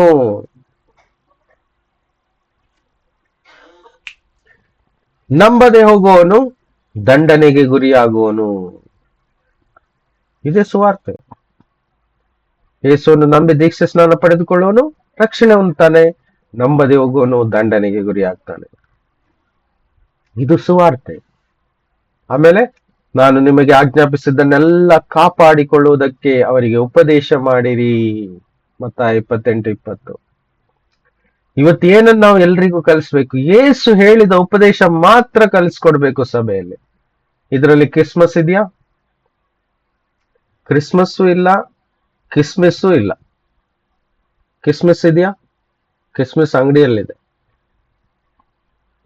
ಹೌದಾ? ಅಂಗಡಿಯಲ್ಲಿ ಇದೆಯಾ? ಎಲ್ಲರೂ ಇದ್ದೀರಾ ಲೈನಲ್ಲಿ? ಇದ್ದೇವೆ. ಓಕೆ, ಗುಡ್, ಸ್ತೋತ್ರ. ಈ ಯೇಸುವಿನ ವಾಕ್ಯದಲ್ಲಿ 4 ಸುವಾರ್ತೆಯಲ್ಲಿ ಎಲ್ಲಿಯಾದರೂ ಉಂಟಾ ಯಾವುದೇ ಹಬ್ಬಗಳು, ಈ ಲೋಕದ ಸಂಬಂಧಪಟ್ಟ ಸಂಗತಿ ಯಾವುದೂ ಇಲ್ಲ? ಹಾಗಾದ್ರೆ ಈ ಸಭೆಯೊಳಗೆ ತಂದಿದ್ಯಾರು? ಅಂತ್ಯಕ್ರಿಸ್ತನು. ಈ ಪೋಪ್ ಸಾಮ್ರಾಜ್ಯವೇ ತೆಗೆದುಕೊಂಡು ಬಂದದ್ದು. ಸರಿ, ನಾವು ಯಾರು ರೋಮನ್ ಕ್ಯಾಥಲಿಕ್ ಅಲ್ಲ. ಹಾಗಾದ್ರೆ ಹೇಗೆ ಬಂತು ವಿಶ್ವಾಸಿಗಳ ಸಭೆಯಲ್ಲಿ? ಈ ಎಲ್ಲರೂ ಅವರನ್ನೇ ಫಾಲೋ ಮಾಡಿದ್ರು. ಯಾರನ್ನ? ಕ್ರಿಸ್ತ ವಿರೋಧಿಯನ್ನ. ಇದ್ಯಾರು? ಪೋಪ್ ಸಿಸ್ಟಮ್ ಬಂತ. ಹಾಗಾದ್ರೆ ಅವರನ್ನು ಯಾರು ಫಾಲೋ ಮಾಡ್ತಾರೋ ಅವರ ತಲೆ ಮೇಲೆ ಕೈ ಮೇಲೆ ಏನಿದೆ? ಅಂತ್ಯಕ್ರಿಸ್ತನ ಮುದ್ರೆ ಇದೆ. ಯೇಸು ಹೇಳಿದ ಉಪದೇಶದಲ್ಲಿ ಯಾವುದೂ ಇಲ್ಲ. ನೀವು ಹೋಗಿ ನಾನು ಆಜ್ಞಾಪಿಸಿದ್ದನ್ನೆಲ್ಲ ಕಾಪಾಡಿಕೊಳ್ಳುವುದಕ್ಕೆ ಯಾರಿಗೆ ಕಲಿಸ್ರಿ? ಮುಂದೆ ಭವಿಷ್ಯದಲ್ಲಿ ನನ್ನನ್ನು ನಂಬುವವರು ಎಲ್ಲರಿಗೂ ಕಲಿಸಿರಿ ಅಂತ. ಅದರಲ್ಲಿ ನಾವು ಸಹ ಬಂತು. ಹಾಗಾದ್ರೆ ನಾವು ಏನನ್ನು ಕಲಿತ್ಕೊಳ್ಬೇಕು? ಕೇವಲ ಯೇಸುವಿನ ಉಪದೇಶಗಳನ್ನು ಮಾತ್ರ ಕಲಿತ್ಕೊಳ್ಬೇಕು, ಅದರಂತೆ ನಡಿಬೇಕು. ನೋಡಿರಿ, ಯುಗದ ಸಮಾಪ್ತಿಯವರೆಗೆ ನಾನು ಎಲ್ಲಾ ದಿವಸ ನಿಮ್ಮ ಸಂಗಡ ಇರುತ್ತೇನೆ. ಆಗ ಮಾತ್ರ ಯೇಸು ಕೂಡ ಇರ್ತಾರೆ. ಯೇಸುವಿನ ಉಪದೇಶ ಯಾರ ಜೀವಿತದಲ್ಲಿ ಇಲ್ಲವೋ ಯೇಸು ಅವರ ಸಂಗಡ ಇರುವುದು ಕಷ್ಟ. ಸುಮ್ಮನೆ ಇಮ್ಮಾನುವೇಲ್ ಯೇಸು ನನ್ನ ಜೊತೆಯಲ್ಲಿ ಇದ್ದಾರೆ ಅಂತ ಹೇಳಿ ನಾವು ಬೇಡದಿದ್ದೇ ಲೋಕದ ಸಂಗತಿಗಳನ್ನು ಮಾಡ್ತಾ ಇದ್ರೆ ಯೇಸು ನಮ್ಮ ಸಂಗಡ ಹೇಗಿರ್ತಾರೆ? ಅವರ ಸಂಗಡ ಇರ್ಬೇಕಾದ್ರೆ ಅವರು ಹೇಳಿದ ಉಪದೇಶವನ್ನು ಮಾತ್ರ ನಾವು ಕೈಗೊಂಡು ನಡಿಬೇಕು. ಬೇರೆಯವರು ಕಲಿಸ್ಕೊಟ್ಟಂತ ಉಪದೇಶಗಳನ್ನು ನಾವು ಕೈಗೊಂಡು ನಡೆದ್ರೆ ಯೇಸು ಅಲ್ಲ, ಯೇಸುವಿನ ಹೆಸರಿನಲ್ಲಿ ಅನೇಕ ಸುಳ್ಳು ಕ್ರೈಸ್ತರು ಬರುತ್ತಾರೆ ಅಂತ ಮೊದಲೇ ನಮಗೆ ವಾರ್ನಿಂಗ್ ಕೊಟ್ಟಿದ್ದಾರೆ. ಅವರುಗಳು ಬಂದು ವಾಸ ಮಾಡ್ತಾರೆ. ಅದಕ್ಕೆ ಜೀವನದಲ್ಲಿ ಸಮಾಧಾನ ಇಲ್ಲ, ನೆಮ್ಮದಿ ಇಲ್ಲ, ಆರೋಗ್ಯ ಇಲ್ಲ, ತೊಂದರೆ ತೊಂದರೆ ತೊಂದರೆ. ಯಾಕಂದ್ರೆ ರಕ್ಷಕನು ಇಲ್ಲ ಅಲ್ಲಿ. ರಕ್ಷಕನ ಹೆಸರಿನಲ್ಲಿ ಬೇರೆ ಯಾರೋ ಇದ್ದಾನೆ. ಅದಕ್ಕೆ ಯೇಸು ಹೇಳಿದ್ರು, ನಾನು ಹೋದ ಮೇಲೆ ನನ್ನ ಹೆಸರಿನಲ್ಲಿ ಮತ್ತೊಬ್ಬನು ಬರುವಾಗ ಅವನನ್ನು ನೀವು ನಂಬುವಿರಿ ಅಂತ ಹೇಳಿದ್ದಾರೆ. ಯೇಸು ಹೇಳಿದಾರೆ ಇಲ್ವಾ? ಅದೇ ಆಗ್ತಾ ಇದೆ ಇವತ್ತು. ಬೇರೆ ಯೇಸುವನ್ನು ನಂಬ್ತಾ ಇದ್ದಾರೆ ಎಲ್ರು. ಎಲ್ರು ಅಲ್ಲ, ಅನೇಕರು, ಹೆಚ್ಚಿನವರು ಬೇರೊಂದು ಯೇಸುವನ್ನು ನಂಬ್ತಾ ಇದ್ದಾರೆ. ಅದ್ರ ಬಗ್ಗೆ ವಾಕ್ಯದಲ್ಲಿ ಮೊದಲೇ ವಾರ್ನಿಂಗ್ ಕೊಟ್ಟಿದ್ದಾರೆ. ಬೇರೊಂದು ಯೇಸು ನಂಬ್ತಾರೆ ಅಂತ. ಬೇರೊಂದು ಸ್ವಾರ್ಥ ಬಗ್ಗೆನೂ ಬರ್ದಿದೆ. ಯಾವ್ದದು? ನಮ್ಮ ಯೇಸು ಕಲಿಸಿದ್ದಲ್ಲ, ಅದನ್ನು ತಿರುಗಿಸಿ ಟ್ವಿಸ್ಟ್ ಮಾಡಿ ಬೇರೆ ಒಂದು ರೀತಿಯ ಸ್ವಾರ್ಥ ಇವತ್ತು ಕಲಿಸಲ್ಪಡ್ತಾ ಇದೆ ಸಭೆಯಲ್ಲಿ. ಅರ್ಥ ಆಗ್ತಾ ಇದೆಯಾ? ಲೂಕ 24:46. ಅವರಿಗೆ ಯಾರು ಹೇಳ್ತಿದ್ದಾರೆ? ಯೇಸು ಸ್ವಾಮಿ, ಕ್ರಿಸ್ತನು ಶ್ರಮೆ ಪಟ್ಟು ಸತ್ತು 3ನೇ ದಿನದಲ್ಲಿ ಜೀವಿತನಾಗಿ ಎದ್ದು ಬರುವನೆಂತಲೂ. 47, ಪಾಪ ಪರಿಹಾರಕ್ಕೋಸ್ಕರ ದೇವರ ಕಡೆಗೆ ತಿರುಗಿಕೊಳ್ಳಬೇಕೆಂಬ ಮಾತು ಅಂದ್ರೆ ಸುವಾರ್ತೆ ಯೆರೂಸಲೇಮ್ ಮೊದಲುಗೊಂಡು ಸಮಸ್ತ ದೇಶದವರೆಗೂ ಆತನ ಹೆಸರಿನಲ್ಲಿ ಸಾರಲ್ಪಡಬೇಕೆಂತಲೂ ಬರೆದದೆ. ಇದೇ ಸುವಾರ್ತೆ. ಏನದು ಸುವಾರ್ತೆ? ಯೇಸುವಿನ ಹೆಸರಿನಲ್ಲಿ, ಅಂದ್ರೆ ಯೇಸು ಕ್ರಿಸ್ತನು ಸತ್ತು 3ನೇ ದಿನದಲ್ಲಿ ಎದ್ದು ಬರ್ತಾರೆ ಮತ್ತು ಪಾಪ ಪರಿಹಾರಕ್ಕೋಸ್ಕರ ದೇವರ ಕಡೆಗೆ ತಿರ್ಕೊಳ್ಬೇಕು ಎಂಬ ಮಾತು, ಎಂಬ ಸುವಾರ್ತೆ ಇಡೀ ಲೋಕಕ್ಕೆ, ಸಮಸ್ತ ದೇಶದವರಿಗೂ ಯೇಸುವಿನ ಹೆಸರಿನಲ್ಲಿ ಸಾರ ಪಡಬೇಕಂತ ಸುವಾರ್ತೆ ಬರೆದದೆ. ಇದೇ ಸುವಾರ್ತೆ. ಇವತ್ತು ಯಾವ ಸುವಾರ್ತೆ ಸಾರಲ್ಪಡ್ತಾ ಇದೆ? ಯೇಸು ಹುಟ್ಟಿದ ಸುವಾರ್ತೆ ಸಾರಲ್ಪಡ್ತಾ ಇದೆ. ಯೇಸು ಹುಟ್ಟಿದ್ದು ಸಂತೋಷದ ಸುದ್ದಿ, ಆದ್ರೆ ಸುವಾರ್ತೆಯ ಭಾಗ ಅಲ್ಲ ಅದು. ಯೇಸು ಸತ್ತು ಹೂಣಲ್ಪಟ್ಟು 3ನೇ ದಿನ ಎದ್ದು ಬಂದದ್ದೇ ಯೇಸುವಿನ ಸುವಾರ್ತೆ. ಹಾಗಾದ್ರೆ ಯೇಸು ಆಡ್ ಮಾಡಬೇಕಿತ್ತಲ್ಲ, ನಾನು ಹುಟ್ಟಿದ್ದು ನಿಮ್ಮನ್ನು ಬಿಡುಗಡೆ ಮಾಡಿ ರಕ್ಷಿಸ್ಲಿಕ್ಕೆ. ಹಾಗೆ ಹೇಳಿದ್ರೆ ಆ ಪಾಯಿಂಟ್ ಆಡ್ ಮಾಡ್ಬೋದು. ಹುಟ್ಟು ಇಂಪಾರ್ಟೆಂಟ್ ಅಲ್ಲ, ಅವ್ರು ಕೊಡ್ಲೇ ಇಲ್ಲ ಅದಕ್ಕೆ ಇಂಪಾರ್ಟೆನ್ಸ್. ಯೇಸು ಎಲ್ಲಿ ಆದ್ರೂ ಹೇಳಿದಾರ? ನಾನು ಬಂದಿದ್ದು ಅಂತ ಹೇಳ್ತಾರೆ. ಬರ್ಲೇಬೇಕಿತ್ತು, ಅದಕ್ಕೆ ನಾನು ಬಂದಿದ್ದು ಕಳೆದು ಹೋದವರನ್ನು ಹುಡುಕಿ ರಕ್ಷಿಸಲೆಂದು. ಆದ್ರೆ ನಾನು ಬಂದು ಹುಟ್ಟಿದ ದಿನವನ್ನು ಆಚರಿಸ್ಲಿಕ್ಕೆ ಅಲ್ಲ ಆದೇಶ ನಮಗೆ ಕೊಟ್ಟಿರೋದು. ಎಲ್ಲಿಯೂ ಇಲ್ಲ ಆದೇಶ ಅದು. ಓಕೆ, ಅಪೊಸ್ತಲ 4:10 ನಿಮ್ಮೆಲ್ಲರಿಗೂ ಇಸ್ರಾಯೇಲ್ ಜನರೆಲ್ಲರಿಗೂ ತಿಳಿಯಬೇಕಾದದ್ದೇನೆಂದರೆ, ನೀವು ಶಿಲುಬೆಗೆ ಹಾಕಿಸಿದಂತ ಮತ್ತು ದೇವರು ಸತ್ತವರೊಳಗಿಂದ ಎಬ್ಬಿಸಿದಂತ ನಜರೇತಿನ ಯೇಸು ಕ್ರಿಸ್ತನ ಹೆಸರಿನಿಂದಲೇ ಈ ಮನುಷ್ಯನ ನಿಮ್ಮ ಎದುರಿನಲ್ಲಿ ಸ್ವಸ್ಥನಾಗಿದ್ದಾನೆ, ನಿಂತಿರುತ್ತಾನೆ. ಬರಬೇಕಾದ ರಕ್ಷಣೆಯು ಇನ್ನಾರಲ್ಲಿಯೂ ಸಿಕ್ಕುವುದಿಲ್ಲ. ಆ ಹೆಸರಿನಿಂದಲೇ ಹೊರತು, ಯಾವ ಹೆಸರಿನಿಂದ? ಕ್ರಿಸ್ತ ಯೇಸುವಿನ ಹೆಸರಿನಿಂದಲೇ ಹೊರತು ಆಕಾಶದ ಕೆಳಗೆ ಮನುಷ್ಯರೊಳಗೆ ಕೊಡಲ್ಪಟ್ಟಿರುವ ಬೇರೆ ಯಾವ ಹೆಸರಿನಿಂದಲೂ ನಮಗೆ ರಕ್ಷಣೆ ಆಗುವುದಿಲ್ಲ. ಯಾವ ಹೆಸರಿನಲ್ಲಿ ನಮಗೆ ರಕ್ಷಣೆ? ಆಕಾಶದ ಕೆಳಗೆ ಭೂಮಿಯ ಮೇಲೆ ಆ ಒಂದೇ ಹೆಸರು, ಯೇಸು ಕ್ರಿಸ್ತನೆಂಬ ಹೆಸರಿನಲ್ಲಿ ರಕ್ಷಣೆ. ಸುವಾರ್ತೆ ಯಾವುದು? ಯೇಸು ಕ್ರಿಸ್ತನು ಸತ್ತನು, ಹೂಣಲ್ಪಟ್ಟನು, 3ನೇ ದಿನ ಎದ್ದು ಬಂದನು ಎಂಬ ಸುವಾರ್ತೆ. ಅದನ್ನು ಬಿಟ್ಟು ಕ್ರಿಸ್ಮಸ್, ಯೇಸು ಹುಟ್ಟಿದನು ಎನ್ನುವಂತ ಹಾಡು ಹಾಡಿಕೊಂಡು ಯೇಸು ಹುಟ್ಟಿದನು ಅನ್ನೋ ಎಷ್ಟೋ ಹಾಡುಗಳನ್ನು ಬರೆದಿದ್ದಾರೆ ಇವತ್ತು. ಅದೆಲ್ಲ ಇವಾಗ ತಿಳಿಸುವ ಸಮಯ. ಈಗ ತಿಳಿಸುವ ಸಮಯ. ಯೇಸು ಮೊದಲನೇದಾಗಿ ಪ್ರಸಂಗ ಮಾಡಿದಾಗ ದೇವರ ರಾಜ್ಯ ಹತ್ತಿರವಾಯ್ತು, ದೇವರ ಕಡೆಗೆ ತಿರುಗಿಕೊಳ್ಳಿ ಎಂಬ ಪ್ರಸಂಗ ಮಾಡಿದ್ರು ಸ್ಟಾರ್ಟಿಂಗ್ ಇಂದಾನೆ. ರೋಮನ್ಸ್ 1:25 ಅವರು ಸತ್ಯ ದೇವರನ್ನು ಬಿಟ್ಟು ಅಸತ್ಯವಾದದ್ದನ್ನು ಹಿಡಿದುಕೊಂಡು ಸೃಷ್ಟಿಕರ್ತನನ್ನು ಪೂಜಿಸದೆ ಸೃಷ್ಟಿ ವಸ್ತುಗಳನ್ನೇ ಪೂಜಿಸಿ ಸೇವಿಸುವವರಾದರು. ನೋಡಿ, ಸೃಷ್ಟಿಕರ್ತನೊಬ್ಬನೇ, ದೇವರೊಬ್ಬನೇ ನಿರಂತರ ಪ್ರತಿದಿನ ಪ್ರತಿ ನಿಮಿಷ ಸ್ತುತಿ ಹೊಂದತಕ್ಕವನು. ಆತನೊಬ್ಬನೇ ಆರಾಧನೆ ಹೊಂದತಕ್ಕವನು. ಹಾಗಾದ್ರೆ ಯಾವ್ದಕ್ಕೆ ಹೋಗ್ತಾ ಇದೆ ಇವತ್ತೆಲ್ಲ ಆರಾಧನೆ? ಹೇಳಿ. ಸ್ಕ್ರೀನ್ ಅಲ್ಲಿ ಎಲ್ಲ ನೋಡ್ತಾ ಇದ್ದೀರಾ? ಹೌದು ಬ್ರದರ್. ಯಾರು ತಗೊಳ್ತಾ ಇದ್ದಾರೆ ಆರಾಧನೆ? ಲೈಟ್ಸ್ ಗಳು ತಗೊಳ್ತಾ ಇದೆ, ಡೆಕೋರೇಷನ್ ಗಳು ತಗೊಳ್ತಾ ಇದೆ, ಸ್ಟಾರ್ ಗಳು ತಗೊಳ್ತಾ ಇದೆ, ವಿಗ್ರಹಗಳು ತಗೊಳ್ತಾ ಇದೆ, ಮನುಷ್ಯರು ತಗೊಳ್ತಾ ಇದ್ದಾರೆ, ಈ ಸ್ಯಾಂಟ ತಗೊಳ್ತಾ ಇದ್ದಾನೆ, ಹೌದಾ? ಸಾಂಗ್ಗಳು ತಗೊಳ್ತಾ ಇದ್ದಾವೆ, ಫುಲ್ ಡೆಕೋರೇಷನ್ಗಳು ಮಹಿಮೆ ತಗೊಳ್ತಾ ಇದೆ. ಇಲ್ಲಿ ಎಲ್ಲಿಯಾದ್ರೂ ಯೇಸು ಸ್ವಾಮಿ ಇದ್ದಾರೆ ತೋರಿಸ್ಕೊಡಿ ನನಗೆ. ಇದು ಕ್ರಿಸ್ಮಸ್ ಅಲ್ವಾ? ಇದ್ರಲ್ಲಿ ಯೇಸು ಸ್ವಾಮಿನ ತೋರಿಸ್ಕೊಡಿ ದಯವಿಟ್ಟು. ಯಾರಿಗಾದ್ರೂ ತೋರಿಸಿ ಫೋಟೋ. ಇಲ್ಲ ಬ್ರದರ್. ಎಲ್ಲಿಯೂ ಕಾಣಿಸ್ಲಿಕ್ಕಿಲ್ಲ ಯೇಸು ಸ್ವಾಮಿ. ಅದು ಇದನ್ನ ನೋಡಿದ ಕೂಡಲೇ ಜನರಿಗೆ ಏನ್ ಅರ್ಥ ಆಗುತ್ತೆ? ಕ್ರಿಸ್ಮಸ್ ಹಬ್ಬ, ಆಡಂಬರ. ಸರಿ, ಕೆಲವರು ಒಳ್ಳೆ ರೀತಿಯಿಂದ ಅರ್ಥ ಮಾಡ್ಕೊಳ್ತಾರೆ, ಯೇಸು ಹುಟ್ಟದ್ದು. ಯಾಕಂದ್ರೆ ಗೋದಲಿಯಲ್ಲಿ ಮಲಗಿಸಿರ್ತಾರೆ ಅಲ್ವಾ, ವಿಗ್ರಹ ಮಾಡಿ ಯೇಸು ಹುಟ್ಟಿದ್ದು. ಅವರು ಕ್ರಿಸ್ತರ ದೇವರು. ಹಾಗಾದ್ರೆ ಇವ್ರು ಮಾಡಿದ್ದೇನು ಎನ್ನುವುದು ಇಂಪಾರ್ಟೆಂಟ್, ಅವರಿಗೆ ಹುಟ್ಟಿದ್ದು ಇಂಪಾರ್ಟೆಂಟ್? ಮಾಡಿದ್ದೇನು ಎಂಬುದು ಇಂಪಾರ್ಟೆಂಟ್. ಅವರು ಮಾಡಿದ್ದು ಇಡೀ ಲೋಕದ ರಕ್ಷಣೆಯ ಕೆಲಸ. ಈ ಲೋಕದಲ್ಲಿ ಅನೇಕರು ಹುಟ್ಟಿದ್ದಾರೆ, ಅನೇಕ ಗಣ್ಯ ವ್ಯಕ್ತಿಗಳು ಹುಟ್ಟಿದ್ದಾರೆ. ಆದ್ರೆ ಆ ಗಣ್ಯ ವ್ಯಕ್ತಿ ಯಾವಾಗ ಆಗ್ತಾರೆ? ಅವರು ಮಾಡಿದ ಸಾಧನೆ ಮೇಲೆ ಅವರು ಗಣ್ಯ ವ್ಯಕ್ತಿರಾಗ್ತಾರೆ. ಅರ್ಥ ಆಗ್ತಿದ್ಯಾ? ಹಾಗಾದ್ರೆ ಯೇಸು ಹುಟ್ಟಿದ್ದು ವಿಷಯ ಏನು? ಅವರು ಮಾಡಿದಂತ ಸಾಧನೆ. ಇಡೀ ಲೋಕದ ರಕ್ಷಣೆಗಾಗಿ ತನ್ನನ್ನೇ ಶಿಲುಬೆ ಮೇಲೆ ಬಲಿಯಾಗಿ ಪ್ರಾಣವನ್ನು ಅರ್ಪಿಸಿ ಸತ್ತು ಉಣಲ್ಪಟ್ಟು 3ನೇ ದಿನ ಎದ್ದು ಬಂದರು. ಅದಕ್ಕೆ ಹೇಳ್ತಾರೆ, ಪಾತಾಳದ ಮತ್ತು ಮರಣದ ಬೀಗದ ಕೈಗಳು ನನ್ನಲ್ಲಿ ಇದೆ ಅಂತ ಅವರು ಹೇಳಿದ್ದಾರೆ. ಹೌದಾ?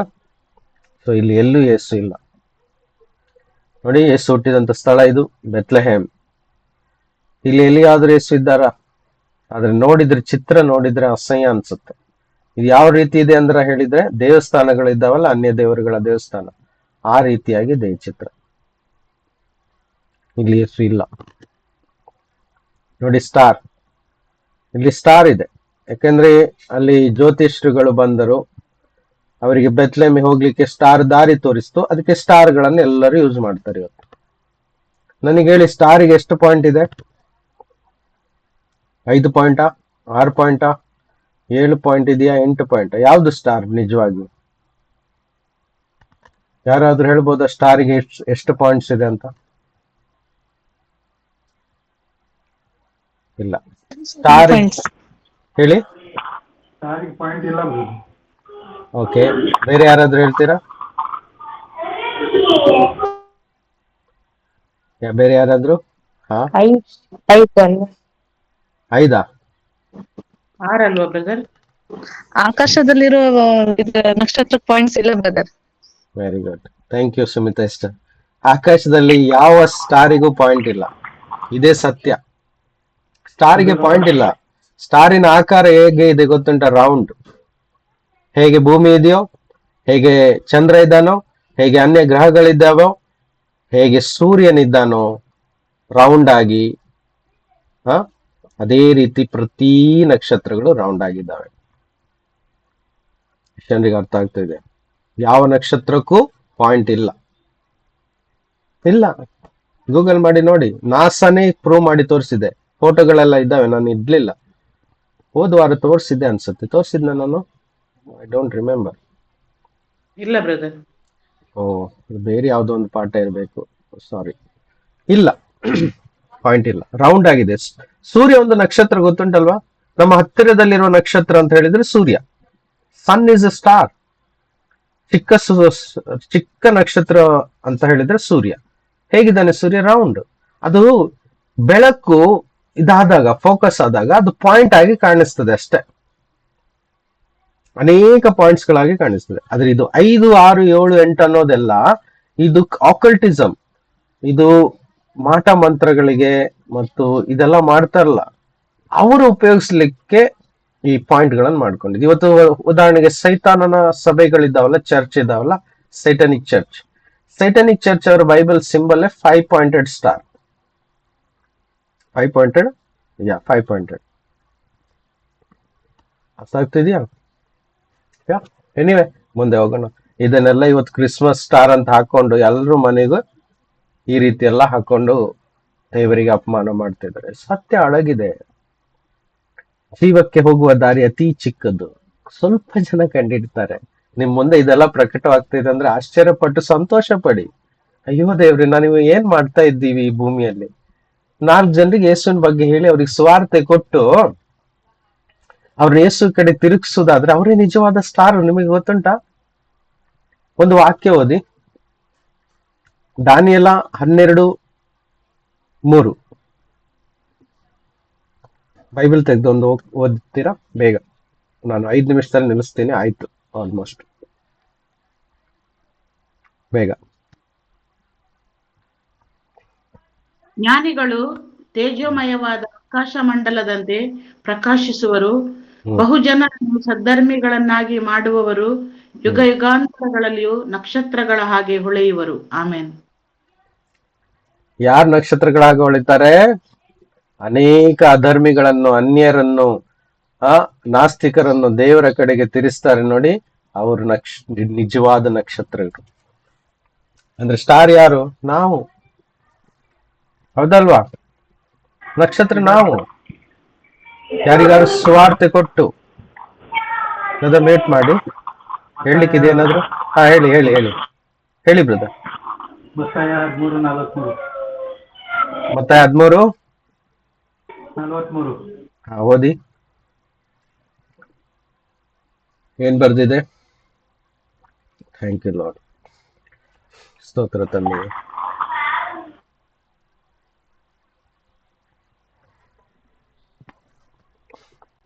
ಆಗ ನೀತಿವಂತರು ತಮ್ಮ ತಂದೆಯ ರಾಜ್ಯದಲ್ಲಿ ಸೂರ್ಯನಂತೆ ಪ್ರಕಾಶಿಸುವರು. ಕಿವಿಯುಳ್ಳವನು ಕೇಳಲಿ ಅಂದನು. ಆಮೇನ್. ಆಮೇನ್. ಸೂರ್ಯ ಅಂತ ಹೇಳಿದ್ರೆ ಇಂಗ್ಲಿಷ್ ವರ್ಡ್ ತೆಗೆದು ನೋಡಿದ್ರೆ ಮೇ ಬಿ ಸ್ಟಾರ್ ಇರ್ಬೋದು. ಸನ್ ಅಂತ ಬರ್ದಿದೆ, right? Sun is a star. ನಾವು ಅಲ್ಲಿ ನಕ್ಷತ್ರಗಳಂತೆ ಪ್ರಕಾಶಿಸುವೆವು. ನೋಡಿ, ಆ ನಿಜವಾದ ಸ್ಟಾರ್ ಬದಲಿಗೆ ಫಿಸಿಕಲ್ ಸ್ಟಾರ್ ಇಟ್ಟು ಒಂದು ಐಡಲ್ ಮಾಡ್ಬಿಟ್ಟ, ಇಮೇಜ್, ಆಬ್ಜೆಕ್ಟ್ ಅಂತ ತಂದಿಟ್ಬಿಟ್ಟಿದ್ದಾರೆ. ಕ್ರಿಸ್ಮಸ್ ಅಲ್ಲಿ ಎಲ್ಲ ಆಬ್ಜೆಕ್ಟ್ಗಳು, ವಸ್ತುಗಳು ಪೂಜೆ ಹೊಂತಾ ಇದೆ. ಹೌದಲ್ವಾ ಅಂತ ನೀವು ಇಷ್ಟು ವಾಕ್ಯಗಳನ್ನು ನೋಡಿದ ಮೇಲೆ, ಇಷ್ಟು ಇನ್ಫಾರ್ಮೇಶನ್ ಗಳನ್ನು ತಿಳಿದ ಮೇಲೆ, ಕ್ರಿಸ್ಮಸ್ ಅಲ್ಲಿ ಉಪಯೋಗಿಸುವಂತ ಪ್ರತಿಯೊಂದು ವಸ್ತುಗಳು, ಒಂದು ಚಿಕ್ಕ ಲೈಟು ಸಹ ಏನ್ ಮಾಡ್ತಾ ಇದೆ? ಮಹಿಮೆ ಹೊಂತಾ ಇದೆ. ಒಂದು ಸಾಧಾರಣ ವ್ಯಕ್ತಿ ಎಲ್ಲಿಯಾದ್ರೂ ಮನೆಯಲ್ಲಿ ಲೈಟ್ ಹಾಕಿದಂದ್ರೆ ಇವತ್ತೇನು ಕ್ರಿಸ್ಮಸ್, ಓ ಅವ್ರ ಹಬ್ಬ ಅಂತ ತಿಳ್ಕೊಂಡ್ಬಿಡ್ತಾರೆ. So light is showing something. What? Christmas. ಅರ್ಥ ಆದವರಿಗೋಸ್ಕರ ಸ್ತೋತ್ರ. ನೆಲ್ಲ ಬಿಟ್ಟು ಹೊರಗೆ ಬನ್ನಿ ನನ್ನ ಪ್ರಜೆಗಳೇ, ಅವಳನ್ನು, ಯಾರನ್ನು? ಈ ಸ್ತ್ರೀಯನ್ನು ಬಿಟ್ಟು ಹೊರಗೆ ಬನ್ನಿರಿ, ಅವಳ ಪಾಪದಲ್ಲಿ ಪಾಲುಗಾರರಾಗಬೇಡಿರಿ. ಇಲ್ಲದೆ ಇದ್ರೆ ಅವಳಿಗಾಗುವ ಉಪದ್ರವಗಳಿಗೆ ಗುರಿಯಾಗುವೆವು. ನಾನು ಶಿಲುಬೆಗೆ ಹಾಕಲ್ಪಟ್ಟವನಾದ ಯೇಸು ಕ್ರಿಸ್ತನನ್ನೇ ಹೊರತು ಬೇರೆ ಯಾವುದನ್ನು ತಿಳಿಯದವನಾಗಿ ನಿಮ್ಮಲ್ಲಿ ಇರುವೆನೆಂದು ತೀರ್ಮಾನಿಸಿಕೊಂಡೆನು. ನೋಡಿ, ಪೌಲನಿಗೆ ಇದೊಂದೇ ಗೊತ್ತಿದೆ, ಯೇಸುವನ್ನು ಶಿಲುಬೆಗೆ ಹಾಕಿದ್ದು ಮಾತ್ರ ಪೌಲನಿಗೆ ಗೊತ್ತಿದೆ, ಬೇರೆ ಯಾವುದು ಅವನಿಗೆ ಗೊತ್ತಿಲ್ಲ ಅಂತ. ಯೇಸುವಿನ ಶಿಲುಬೆ ಮರಣ ಮಾತ್ರ ಪೌಲನಿಗೆ ಗೊತ್ತಿದೆ. ಮತ್ತೆ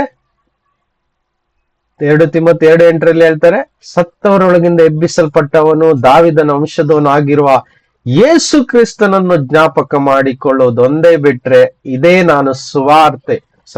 ನಾನು ಸಾರುವ ಸುವಾರ್ತೆ ಅಂತ ಹೇಳ್ತಿದ್ದ. ಪುನರುತ್ಥಾನ ಹೊಂದಿದ ಯೇಸುವನ್ನು ಸಾರುವುದೇ ನನ್ನ ಸುವಾರ್ತೆ ಅಂತ ಹೇಳ್ತಿದ್ದೆ. ಒಂದು ಯೇಸುವಿನ ಮರಣ, ಕ್ರೂಜಿಯ ಮರಣ ಮತ್ತು ಆತನ ಪುನರುತ್ಥಾನವೇ ನಾನು ಸಾರುವ ಸುವಾರ್ತೆ. ಅದನ್ನ ಬಿಟ್ರೆ ಬೇರೆ ಏನು ಇಲ್ಲ, ನನಗೆ ಗೊತ್ತಿಲ್ಲ ಅಂತ. ಎಷ್ಟು ಚಂದವಾಗಿತ್ತು, ಬೇರೆ ಯಾವ್ದ್ರ ಬಗ್ಗೆ ಚಿಂತನೆ ಮಾಡಲ್ಲ ಅಂತಾನು. ಇವತ್ತು ಎಲ್ಲ ಕ್ರಿಸ್ಮಸ್ ಅಂದ್ಕೊಳ್ಳೆ ಗೋದಲಿಯಲ್ಲಿರುವ ಚಿಕ್ಕ ಮಗುವನ್ನು ತೋರಿಸ್ತಾ ಇದಾರಲ್ವಾ? ನೋಡಿ ಎಷ್ಟು ತಪ್ಪಾಗಿದೆ ಅಂತ. ಕ್ರಿಸ್ಮಸ್ ಅಲ್ಲಿ ಇಡೀ ಲೋಕಕ್ಕೆ ಏನ್ ತೋರಿಸ್ತಿದ್ದಾರೆ? ಯೇಸು ಇನ್ಫ್ಯಾಂಟ್, ಏನು ಮಗು ಆಗಿ ತೋರಿಸ್ತಾ ಇದ್ದಾರೆ. ಆತನು ಮಗು ಅಲ್ಲ ಇವತ್ತು. Is a king of kings and the lord of lords. ಯೇಸು ಯಾರಾಗಿದ್ದಾರೆ ಇವತ್ತು? ರಾಜಾದಿರಾಜನು, ಕರ್ತನ ಕರ್ತನು ಆಗಿದ್ದಾನೆ. ಆಮೆನ್. Praise the lord.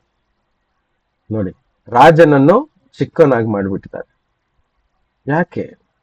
ಇದೇ ವಂಚನೆ.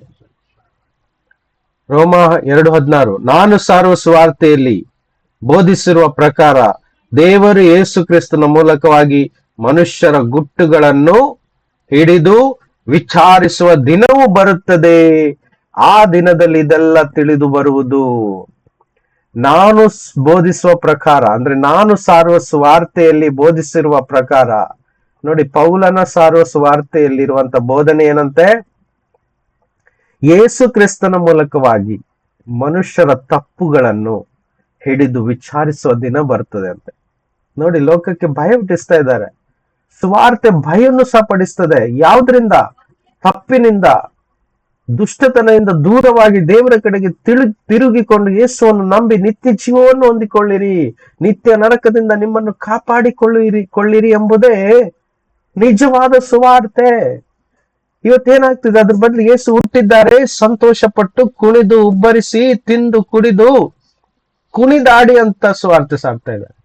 No, it's a wrong gospel. ಅದರಿಂದ ನಿತ್ಯ ಜೀವಕ್ಕೆ ಹೋಗಕ್ಕಾಗಲ್ಲ. ಯೇಸು ಹುಟ್ಟಿದ್ದು ಸತ್ಯ ಮತ್ತು ಸಂತೋಷ, ಆದ್ರೆ ಆತನ ಮರಣ ಮತ್ತು ಪುನರುತ್ಥಾನದಲ್ಲಿ ಭಾಗವಹಿಸಿಕೊಂಡು ಅದನ್ನು ನಂಬಿ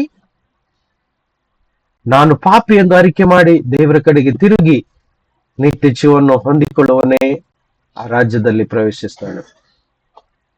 ಪ್ರಕಟಣೆ 2:11 ಹೇಳ್ತದೆ, ಕೊನೆಯದಾಗಿ ದೇವರಾತ್ಮನು ಸಭೆಗಳಿಗೆ ಹೇಳುವುದನ್ನು ಕಿವಿಯುಳ್ಳವನು ಕೇಳಲಿ, ಜಯ ಹೊಂದುವನಿಗೆ ಎರಡನೇ ಮರಣದಿಂದ ಕೇಡಾಗುವುದೇ ಇಲ್ಲ. ದೇವರಾತ್ಮನ ಎಲ್ಲರಿಗೂ ಇವತ್ತು ಹೇಳ್ತಾ ಇದ್ದಾರೆ, ಎಲ್ಲಾ ವಿಶ್ವಾಸಿಗಳಿಗೆ ಹೇಳ್ತಾ ಇದ್ದಾರೆ, ಕಿವಿಯುಳ್ಳವನು ಕೇಳಲಿ, ಜಯ ಹೊಂದುವವನಿಗೆ ಎರಡನೇ ಮರಣ ಇಲ್ಲ. ಕಿವಿಯುಳ್ಳವನು ಕೇಳಲಿ, ಕಿವಿಯುಳ್ಳವನು ಕೇಳಲಿ. ಯೇಸು ಮಾತ್ರ ಸತ್ಯ, ಆತನೇ ಮಾರ್ಗ, ಆತನೇ ಜೀವ. ಆತನನ್ನು ನಂಬುವುದೇ ನಿತ್ಯ ಜೀವ. ಬೇರೆ ಯಾವುದು ಮಾರ್ಗವಿಲ್ಲ, ಬೇರೆ ಯಾವ ಸಿಸ್ಟಮ್ ಇಲ್ಲ, ಬೇರೆ ಯಾವ ಹಬ್ಬದ ಆಚರಣೆಗಳಿಲ್ಲ. ಯೇಸುವನ್ನು ಮಾತ್ರ ನಂಬಿ ನಿತ್ಯ ರಕ್ಷಣೆಯನ್ನು ಪಡೆದುಕೊಳ್ಳಿ. Thank you Jesus. ದೇವರೇ, ಅಪ್ಪ, ತಂದೆ, ನಿನ್ನ ಮಗನಾದ ಯೇಸುವಿನ ನಾಮದಲ್ಲಿ ನಿನ್ನ ಮುಂದೆ ಬರ್ತೀವಿ ಸ್ವಾಮಿ. ಪ್ರಾರ್ಥಿಸ್ತೇವಪ್ಪ, ಈ ಲೋಕದಲ್ಲಿ ಅನೇಕರು ಕುರುಡರಾಗಿ ಬಿದ್ದು ಹೋಗಿದ್ದಾರೆ ಸ್ವಾಮಿ. ಅವರನ್ನು ಕಾಪಾಡು. ನಿನ್ನನ್ನು ಅರಿಯದವರಾಗಿದ್ದಾರೆ, ಅವರನ್ನು ರಕ್ಷಿಸು. ಅವರನ್ನು ಶಾಪದಿಂದ, ಬಂಧನಗಳಿಂದ, ರೋಗದಿಂದ ಬಿಡುಗಡೆ ಮಾಡು ಸ್ವಾಮಿ. ನಿತ್ಯ ಬೆಳಕನ್ನು, ಸತ್ಯ ಬೆಳಕನ್ನು ನೋಡುವಂತೆ, ಅನುಭವಿಸುವಂತೆ, ತಿಳಿದುಕೊಳ್ಳುವಂತೆ ಕೃಪೆ ಕೊಡು. ನಿನ್ನ ಮಗನಾದ ಯೇಸುವನ್ನು ಕಂಡುಕೊಳ್ಳುವಂತೆ ತಮ್ಮ ಜೀವಿತದ ಪ್ರಭುವಾಗಿ ಸ್ವೀಕರಿಸುವ ಅವಸರ ಅವರಿಗೂ ಸಹ ಕೊಡುವಪ್ಪ. ನಮಗೆ ಕೊಟ್ಟಿದ್ಯಾ, ಸ್ತೋತ್ರ ತಂದೆ. ಅನೇಕರಿಗೆ ಕೊಡು. ನಮ್ಮ ಸುತ್ತಮುತ್ತಲಿರುವವರಿಗೆ, ಬಂಧು ಬಳಗದವರಿಗೆ, ಸ್ನೇಹಿತರಿಗೆ, ಅಪ್ಪ, ಈ ದೇಶದಲ್ಲಿರುವ ಅನೇಕರಿಗೆ ನೀನು ಕೊಟ್ಟು ಅನುಗ್ರಹಿಸು ನಿನ್ನ ನಿತ್ಯ ರಕ್ಷಣೆಯನ್ನು. ಇದು ನಾವು ಪ್ರಾರ್ಥಿಸ್ತೇವೆ ತಂದೆ.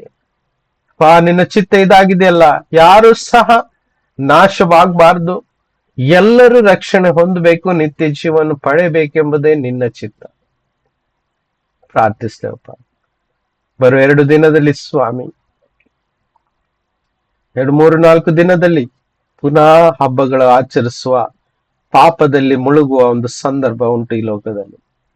ಪ್ರಾರ್ಥಿಸ್ತೇವೆ ತಂದೆ, ಜನರನ್ನು ಪಾಪದಿಂದ ಕಾಪಾಡ್ಲಿಕ್ಕೋಸ್ಕರ ನೀನು ಈ ಭೂಮಿಗೆ ಇಳಿದು ಬಂದಿದೀಯ.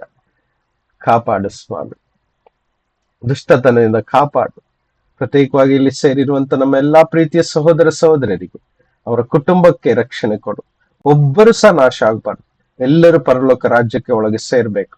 ಎಲ್ಲರೂ ಆ ನಾವೆಯಲ್ಲಿ ಸೇರ್ಕೊಳ್ಬೇಕು. ಜಲಪ್ರಳಯ ಬರುವುದಕ್ಕಿಂತ ಮುಂಚೆ ನಾವೆಯೊಳಗೆ ನೋಹ ಮತ್ತು ಆತನ ಕುಟುಂಬದವರು ಸೇರಿಕೊಂಡ್ರು. ಅದರ ಜೊತೆಯಲ್ಲಿ ನಾವು ಇರಬೇಕು ಸ್ವಾಮಿ. ಆ ನಾವೆಯಲ್ಲಿ ನಾವು ಇರಬೇಕು. ನೀನು ಕಟ್ಟಿದ ಸಭೆ ಎಂಬ ನಾವೆಯಲ್ಲಿ ನಾವು ಇರಬೇಕು ಕರ್ತನೆ. ಇಲ್ಲಿ ಇರುವಂತ ಕುಟುಂಬದ ಒಬ್ಬರು ಸಹ ನಾವೇ ಹೊರಗಡೆ ಇರದಂತೆ ನಾವು ಪ್ರಾರ್ಥಿಸ್ತೇವೆ. ನಾವೇ ಒಳಗಡೆ ಬರಲಿ, ಅವರ ಕಣ್ಣುಗಳು ತೆರೆಯಲ್ಪಡಿಸಿ, ಸುಳ್ಳುಗಳು ಅವರ ಕಣ್ಣಿಂದ, ಅವರ ಹೃದಯದಿಂದ ಪೂರ್ಣವಾಗಿ ಅಳಿಸಿ ಹೋಗುವುದಕ್ಕಾಗಿ ಪ್ರಾರ್ಥಿಸ್ತೇವೆ. ಇಲ್ಲಿ ಸೇರಿರುವಂತ ಎಲ್ಲ ಕುಟುಂಬದ ಸದಸ್ಯಗಳ ಹೃದಯದಿಂದ ಸುಳ್ಳು ಅಳಿದು ಹೋಗಲಿ, ಅಂಧಕಾರ ಅಳಿದು ಹೋಗಲಿ, ಲಯವಾಗಲಿ. ಇನ್ನು ಸಹ ಅನೇಕ ಆತ್ಮಗಳು, ಅನೇಕ ಜನರ ಜೀವಿತವು ಕ್ರಿಸ್ತನಿಗೆ ಒಪ್ಪಿಸಿಕೊಟ್ಟು ಅವರ ಮಾನಸಾಂತರ ಪಡುವರಾಗಲಿ ಎಂದು ಪ್ರಾರ್ಥಿಸುವ ಸಕಲ ಮಹಿಮೆಯನ್ನು, ಮಾನವ ಗೌರವವನ್ನು ನಿಮಗೆ ಸಲ್ಲಿಸ್ತೇವೆ. ಯೇಸು ಕ್ರಿಸ್ತನ ನಾಮದಲ್ಲಿ ಪ್ರಾರ್ಥಿಸುವವರಾಗಿದ್ದೇವೆ. ಆಮೇನ್. ಆಮೇನ್ ಆಮೇಲೆ ಥ್ಯಾಂಕ್ ಯು ಬ್ರದರ್.